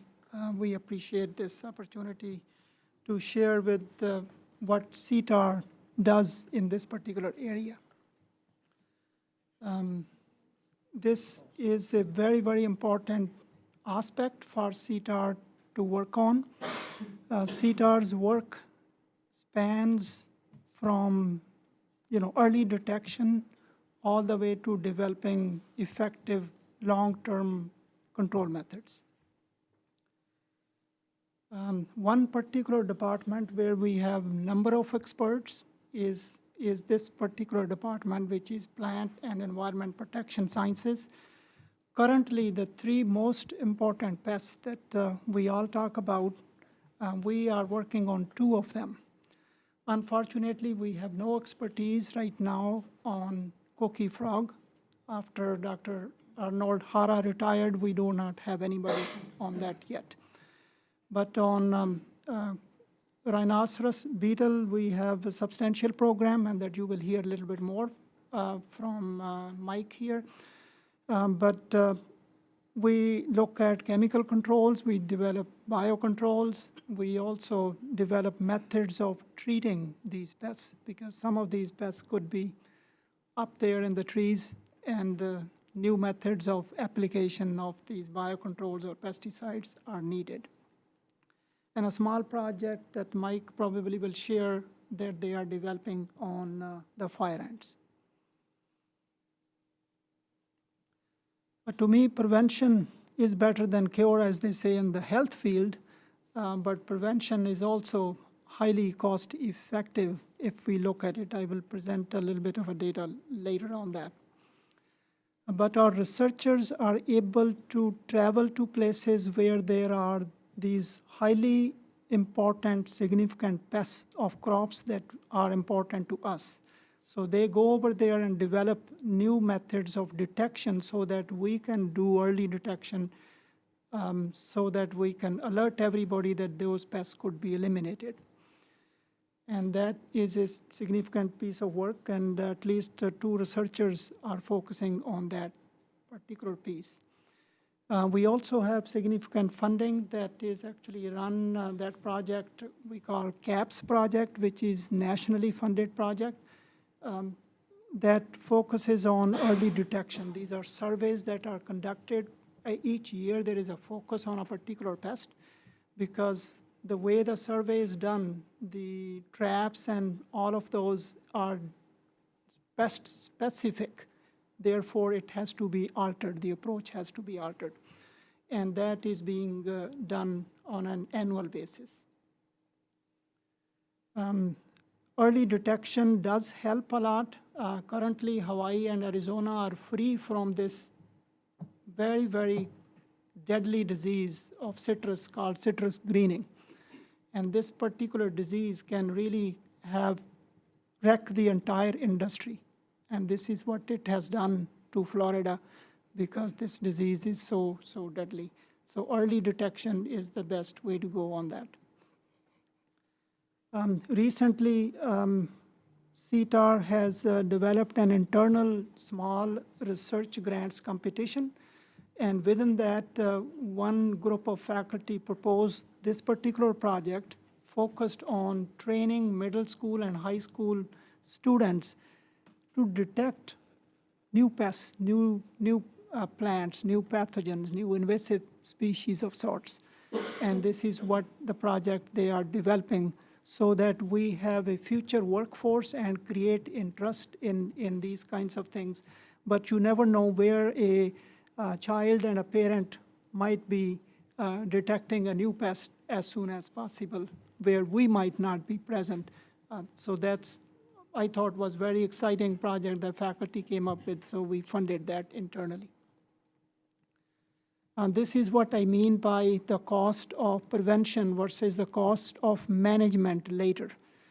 This is very telling. Nationally, these data have been compiled that if we focus more on prevention, early detection, and then secondly, I will focus on eradication. You had asked a number of questions early on about the eradication process, and we definitely need a great strategy that we can nip the evil in the bud. So rapid response, college can help with that. It does help through our IR4 program, where as soon as a pest is detected, we know that it is here now. We need to have biocontrols or pesticides registered for that. If they are not here yet, we need to demonstrate that they can work and they are safe to, in terms of the material that would be eatable, edible, and so on. So that program really helps in providing the tools very, very early. And thereafter, we also work on long-term management. That is the research that needs to go into developing methods of control that could include new pesticides, new biocontrols. It could also include biocontrols that are traditional biocontrols, long-term control methods. Multiple examples of long-term pest management, but one thing that we do need here is, proper biocontrol facilities. One facility wouldn't do it because we need facilities on, say, different islands. We also need small-scale facilities that could be moved around, that could simultaneously, we could work on multiple problems. So it is very important. And we also need a coordinated approach among all our entities to do this kind of work. And again, I would emphasize the research is what CTAR would be, the lane of CTAR would be the research piece. Going back to education, our researchers, our faculty got a $7 million grant 2 years ago, again through a national competition, and that is to train next generation biosecurity professionals. This one includes students from high school to graduate level. So the projects vary from identification methods and molecular tools to identify pests, pathogens, but also what type of control methods are used and developed. And lastly, we also provide coordination role in terms of learning, holding conferences. One of our extension agents, working with other agencies, developed invasive pest conferences. After the pandemic, they kind of went back to more of a Zoom approach, and now they gather multiple times together. At the college level, I have also pulled all our faculty together to develop a think tank on invasive species, because early on I got alerted here that this is a major issue for Hawaii. So I asked all our faculty to think about what more we can do here.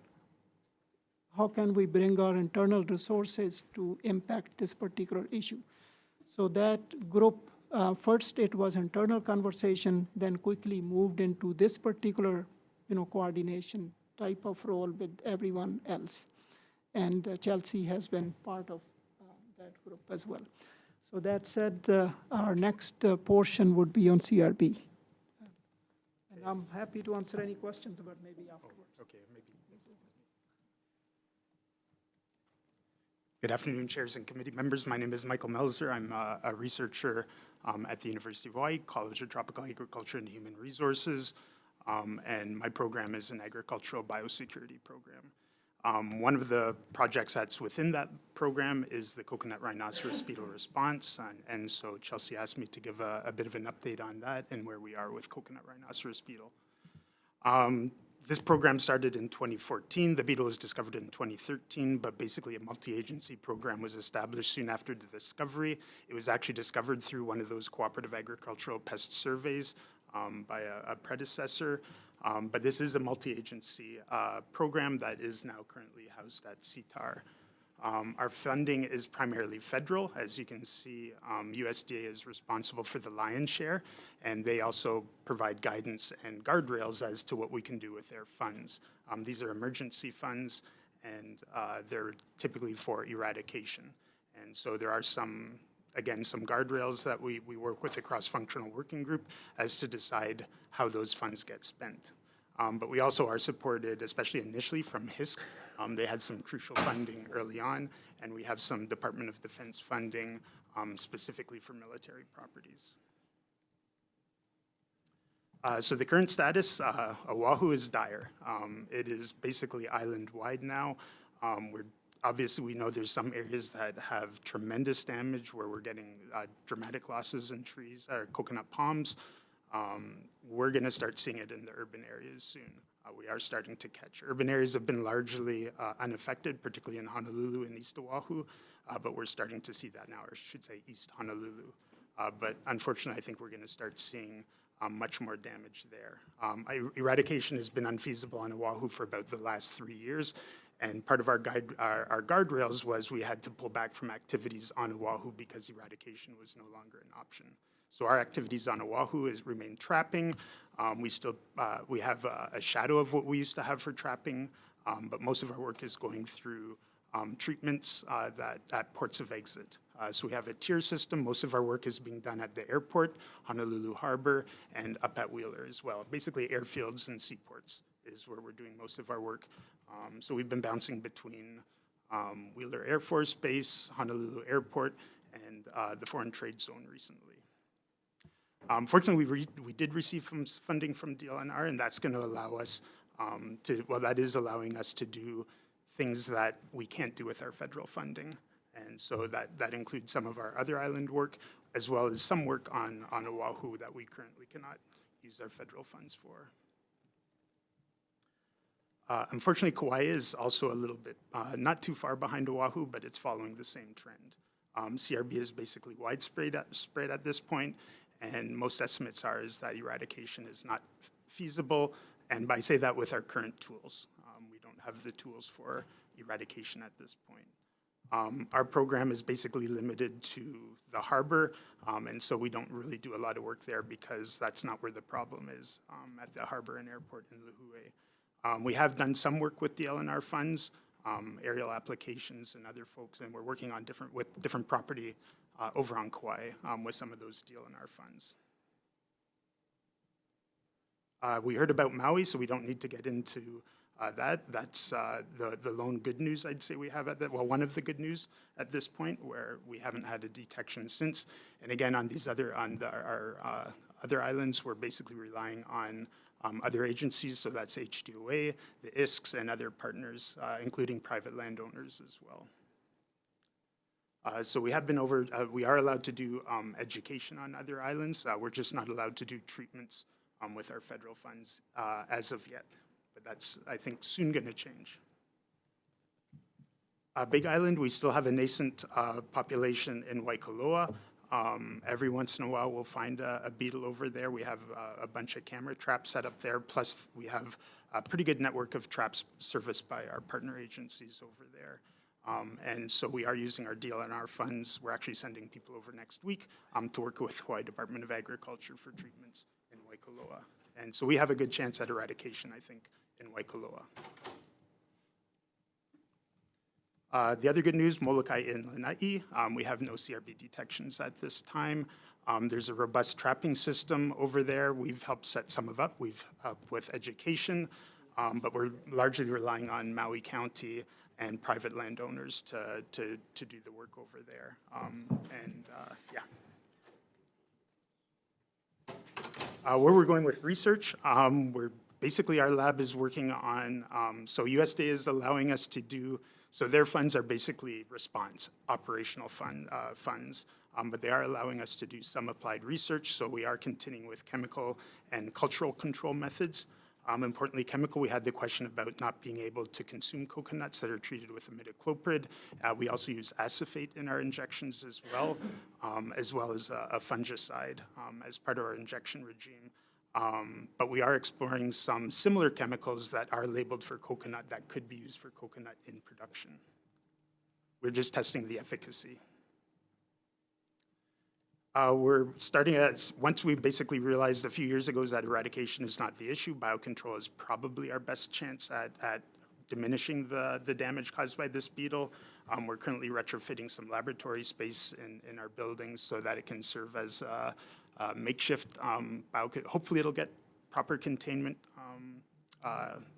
permitting from both the state and federal partners. And so that is basically ongoing at this point as we await permits. The good news is that the U.S. Forest Service, I think we have a good chance at getting funding to bring these agents in, the foreign exploration to bring in some of these biocontrol agents for our program. But one thing that's important is what USDA really wants to do. CRB is not a Hawaii problem. It is a Pacific problem. There are islands in much worse situation than us. These are islands that depend on coconut for the economy. I look at the Marshall Islands, the Republic of Marshall Islands, Majuro, where CRB first arrived about a year and a bit ago. Their economy is based on coconut. So they're in a much more dire situation than us. And a lot of them are looking to Hawaii to be the center for research and management. And so we're hoping to provide that. We've been told we need to start diversifying our funding from USDA, start looking at national grants, international grants, because this is becoming a major issue throughout the Pacific. Food security and economic security is paramount. And that's all I have. Okay. For the Senate, any questions? Senator Rhodes? I'm not really sure who I need. Is this group or just any group? Any of the last three So speakers. I'm not really sure who to ask the question of, but there's a number of areas that we're involved in, of course, as a state where we're trying to keep stuff out. Illegal drugs, fireworks, all the biosecurity stuff that we've talked about today. To what extent is it feasible or do you already do cooperation with the other agencies that are trying to stop other things from coming in? I can speak from the college perspective because we are not at the front end, but we provide methodology, detection methods, and workforce for that matter, trained people who could be participating in that. So that's what I would say from the prevention side. Are there others who can speak to this? Jonathan, possibly Hawaii Department of Agriculture. Yeah. Sorry. Mike, please, Jonathan. Yes, so Jonathan Ho, Plant Quarantine Branch Manager. So Plant Quarantine does have the ability to do administrative inspections for specific classes of goods. So basically plants, plant parts in the raw natural state, so cut flowers, fresh fruit and vegetables, dry forage, non-domestic animals, known cultures of microorganisms and soil. So those things coming into the state are subject to inspection prior to release. So during the course of the administrative inspections, other contraband can and has been found, and basically we refer those goods to the proper authorities. And the other way around, if Yes, so one of the good things is, so the department does a lot of work with other regulatory agencies. So we work with USDA, we work with Customs and Border Protection, Department of Health in limited circumstances, the pesticides branch. Regulatory work for everyone is a challenge because not everyone is everywhere. And when we hear about issues or know about issues and we have the ability to work with another agency to address them, we will. So, for example, we were recently working, actually the department's pesticide branch, one of the inspectors was out doing an inspection. He got a referral about somebody smuggling in dragon fruit into the state. So he referred it to us. That regulation is actually a federal one. So we referred it to the feds, and then we've been working with them to basically kind of close this pathway for the smuggling of dragon fruit into the state. It's not a state function, but it's one of those things where everybody's kind of everywhere, and if you know who to talk to, you have the ability to kind of like try to nip it in the bud because there's just so much movement of goods. All right. Thanks, Chairs. Members, House Representative Caruso. Quick question for CTAR on the CRB response. So I noticed, of course, like your reliance on federal funding, and I'm wondering if that is a result of the federal research grants that you sought, or if that's different federal funding. And then follow up, or I would also be wondering how you feel about the continuity of that funding under a new administration. Yes, so to go back to the first funding, well, maybe I'll answer the second one. First is, well, these are 1 year, so it's through, these are not research grants, these are emergency response cooperative agreements, I should say. So we do not have research grants with the federal government on coconut rhinoceros beetle because, coconut is not a nationally important, I would say, I think, we're never going to get a NIFA grant to work on coconut rhinoceros beetle chemical control or biocontrol. So our funding comes from the Plant Protection Act, which is sort of now distanced from the Farm Bill. This is 1 year funding that we basically have to apply for every year. Our current funding is under review right now. That will continue this program past August 31st of this year. And we had our cross-functional working group call this week, and there's maybe a bit of concern about, so our funds come from the executive director as emergency response funds, and there might be concern not getting those out before the change in administration. So we do not have solid fund. We don't know what's happening next year, I guess, sort of thing. And sorry, is that everything, or was there anything else? I'm going to ask you a follow-up because it tacks on before we move back to the Senate. Can you share a little bit about what your state funding has looked like in the last several years? I don't know if there's an average number. And then how, when you talked about the opportunity to get more national funding or expand, how would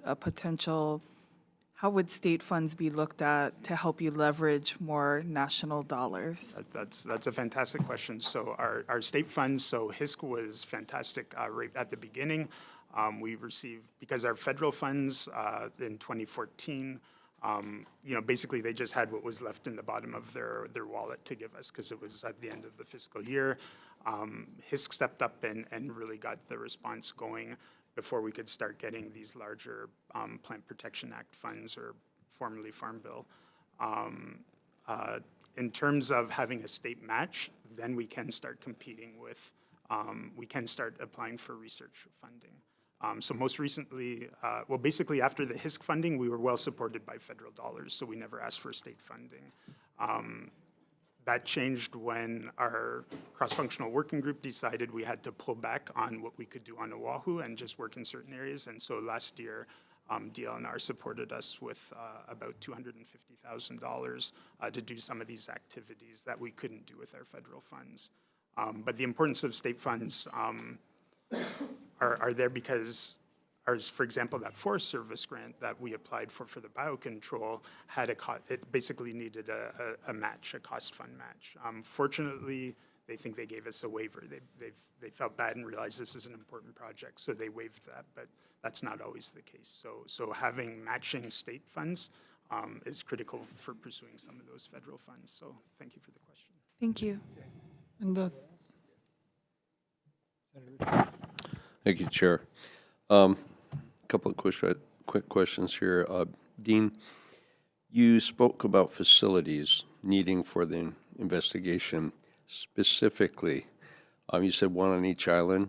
How big a facility and what kind of number are you talking about from a cost standpoint? There is actually a project right now, a study that is being conducted to look at where the facilities would be best served and how much they will cost. We are talking about, because these are facilities that are protected, called BSL2.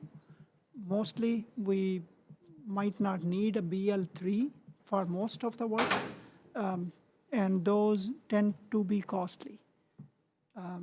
They could run into $1 million for just a small facility. So total, are we looking $4 or $5 million for small? For small scale. Okay. Yeah, but for larger scale, they could run into 20 million and so on. Because some of the places like Kansas State have, high-end national level biosecurity facilities. Those are $20 to $35 million. That's how they set it up. Okay, thank you. And then coming back to the CRB funding, you talked about, looking at your numbers, 16, probably around total 16 million from the feds, a couple of $1 million more, so looks like about $75 million from the feds, or 75% from the feds. What I don't understand is when you couldn't go after eradication, you had to fall back and not expend the money, and why did it have to be kept on Oahu? Sorry, perhaps apologies if I didn't explain myself well. So that's funding from project inception, and I would say it's probably closer to 90% is federal from USDA or Department of Defense. Basically, these are eradication funds. Basically, this is the funding dedicated to trying to eradicate something. And once they decide, they just didn't want this to turn into a money pit in terms of, we could spend a lot of money treating, or doing whatever activities we're doing, and it's not going to move the bar enough, and they'd rather see those funds go for somewhere else. So basically, our funding got reduced, and we had to scale back activities, largely on Oahu. And basically, at this point, we are trying to prevent spread to other islands through hitchhiking and basically keeping the airports and seaports as free of CRB as possible to reduce the possibility of hitchhiking. And then the use of the imidacloprid. Imidacloprid, correct. Is that an investigation use or is that an approved use? That's an approved use. Approved use. For ornamentals only at this point. All right. Thank you, Chair. Representative Martin. Aloha, I have some questions for Dr. Melser. Thank you for being here. So I'm very interested in, I appreciate the work that the federal government has been funding, but I'm interested in what the state could do to help us manage our problem here on Oahu with CRB until such a time that there is a better biocontrol. And I understand that you folks have, on a very small scale, been doing training for tree trimmers, and I wanted, we have a bill, and I wanted you to share with us a little bit about the possibilities there of getting people to appropriately treat, biding our time, how you folks might be able to help with that. Yeah, thank you. Yeah, no, thank you very much for the question. So where do I want to start with this one? I guess, yes, I think there's an opportunity. Well, first of all, in terms of training, in the last year, I think we've had 276 landscaping, arborists, and so forth trainees come through our program. So what we're trying to do is our 10 or 12 staff basically can't do everything, and what we need is the people who are up in the trees every day. We don't have lift trucks. We don't have things where we can do work up in the canopy, but the landscapers and arborists are the people who are up there. We would love to see basically after doing a trim, do a treatment. And we have a pretty good idea of what's going to work in those canopies and different ways for application. And I could see that, especially for ornamentals, that would be a landscape scale way of approaching CRB management and basically just suppressing populations until we do get the longer term better tools. And we have seen where those treatments have taken place. I wouldn't call them the nicest looking palms in the world, but they're still alive compared to the ones that I drive by them every day going up to North Shore, and I can spot the ones that we did some of those treatments and they're still alive, whereas the ones that weren't treated are no longer allowed. We would love to see basically tree trimming contracts be part of the contract with those arborists or tree trimming companies is after you do the trimming, you do a treatment, and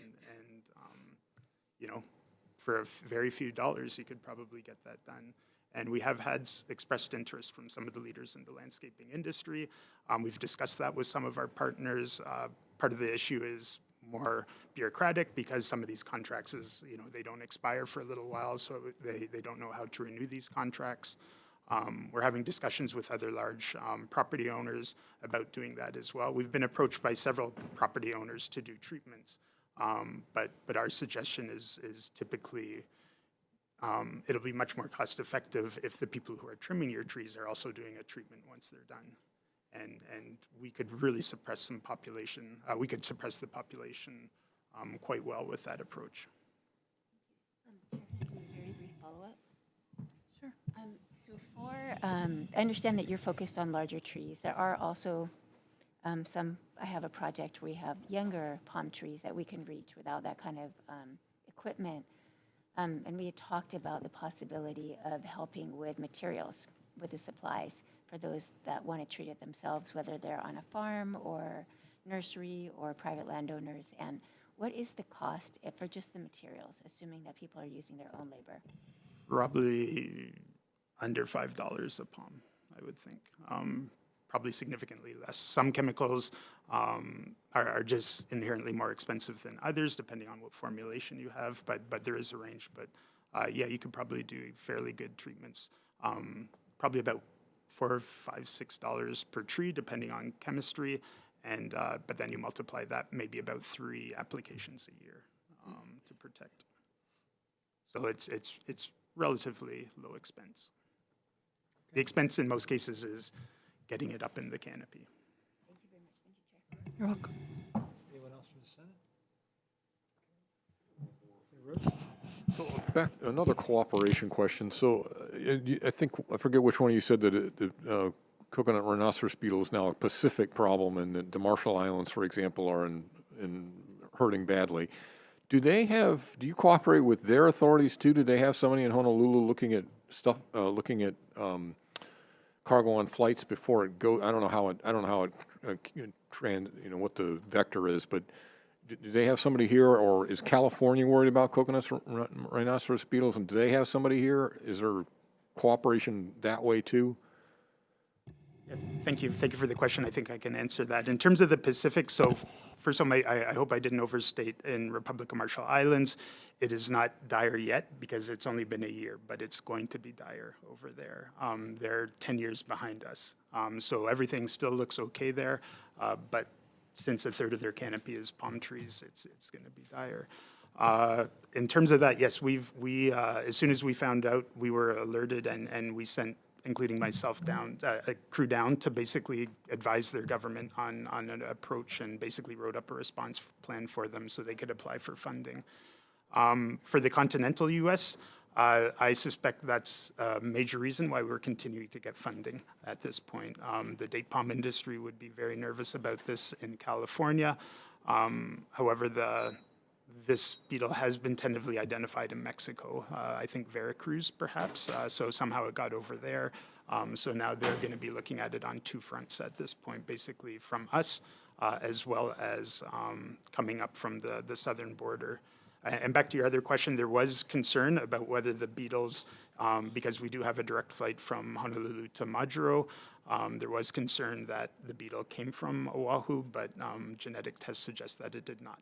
I'm not going to name the island that they think it came from, but fortunately it didn't start with an O. Tagged on to that, how about Samoa and American Samoa? American Samoa is, we visited there in 2018, I believe. They're under biocontrol, so it's a problem, but it's not a major problem. They had a virus released decades ago, and it's keeping the beetle under control. You'll see damage, but it's nothing like what you see elsewhere where the virus is not present. Samoa, I think they're in a bit more trouble, but I've never left the airport, so I haven't seen what's happening elsewhere. But my understanding and speaking with colleagues there is it's maybe becoming a worsening problem, but it's still not dire yet. Thank you. Sure. Vice Chair Kush. Thank you, Chair. I had a couple questions. You had talked about CRB tools that were needed, and you just mentioned I think it was Samoa, that they have some biocontrols. And were those tools needed, biocontrols, and can you just elaborate on that, and where are we at in Hawaii on that progress?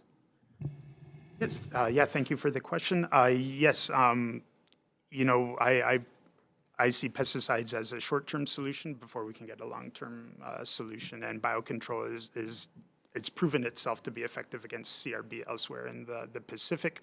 It's just a bit more troublesome in Hawaii. First of all, you know, we have very good regulations to protect just bringing in. In most other Pacific islands, basically people just show up with the beetle, release it, and you know, that's all there is to it. We have to be much more judicious, probably just also because you know, we have native insects that could also be potentially affected by biocontrols. So that's one of our first things that we're starting right now is rearing our native stag beetle from Kauai. We want to make sure that any biocontrol agent that we bring in is not going to impact that insect or have minimal impact.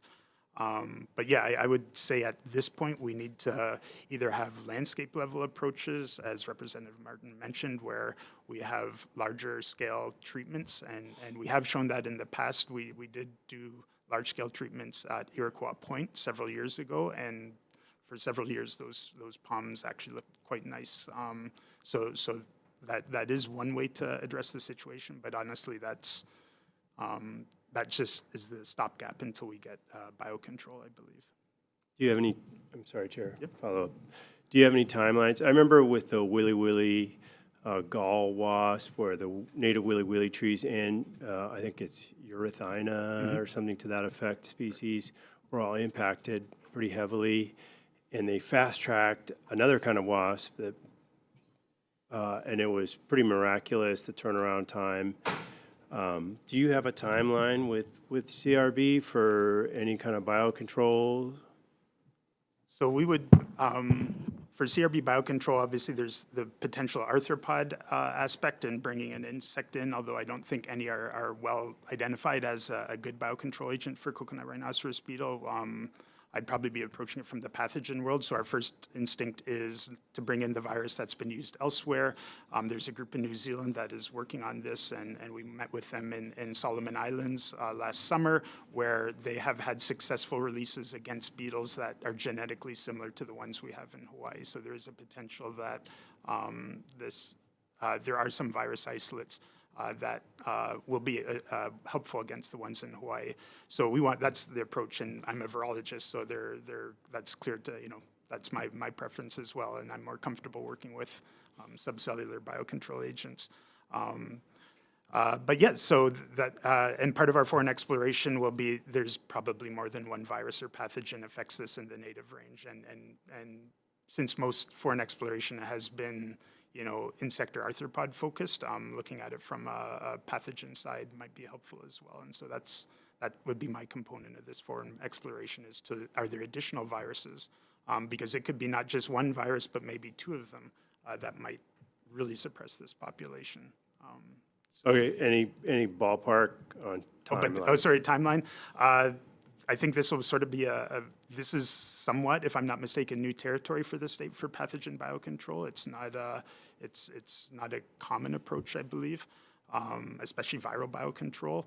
Our first step, we're just taking it step at a time, and we're just waiting for our permits right now from the state and federal authorities to basically inspect, make sure we have proper containment where we propose to do the work. But ultimately, we could be on a plane probably this summer to collect and start doing our host range tests later this year. It's not up to us to decide. That would be a regulatory authority to decide whether something is suitable for release, but at least we can do the background research. So best case, worst case? How about best case in 3 years, worst case 8 years?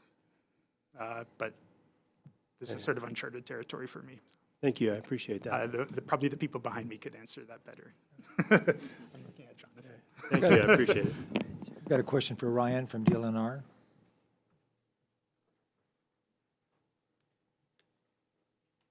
Yeah, Ryan, in your briefing, you mentioned the stony coral tissue loss disease and the possibility of it infecting Hawaiian corals. And so I just wanted to get an idea, what are the potential pathways for that disease to get to Hawaii, and what's the department going to do about it? I'm going to ask Lizzie to come here, but short answer, via ship. Okay. Hi, good afternoon. Lizzie Monahan. I'm a biologist with the DAR Aquatic Invasive Species team. So yeah, we mentioned about stony coral tissue loss disease in the briefing, and this is a disease that's been shown to travel in the ballast water of vessels, and it also can travel via hull fouling. And it's been shown recently that widely used methods of sterilization of ballast water are ineffective against the disease. So in short, the number one way that stony coral tissue loss disease could come to Hawaii is via a vessel traveling between Hawaii and an affected area. There was a new report of stony coral tissue loss disease quite close to the Panama Canal in 2024. So that kind of increases the chances that a vessel might travel through the Panama Canal to Hawaii and spread the disease. And what are you guys doing to address the, Yeah, so we've been working closely with the EPA and the U.S. Coast Guard to raise and address this issue under the 2018 Vessel Incidental Discharge Act as finalizations are made to this rule and enforcement guidelines are developed. So with robust ballast water and other vessel discharge rules, some of the threat of this disease traveling to Hawaii could be mitigated. We're also working at a national level on this issue with the U.S. Coral Reef Task Force to develop a plan and also receive training for if this disease does arrive in Hawaii. We've also been increasing our outreach to ocean users to train them on recognizing coral disease to try to build a network of early detection. And then we also recently hired a contract position through our REPI Challenge funding. And this position will act as a coordinator for coral disease outbreaks. okay, thank you. Thank you very much. Thank you. We do want to make sure we let the committees know that we're opening up to all presenters now before we close our info briefing. So House members, any questions?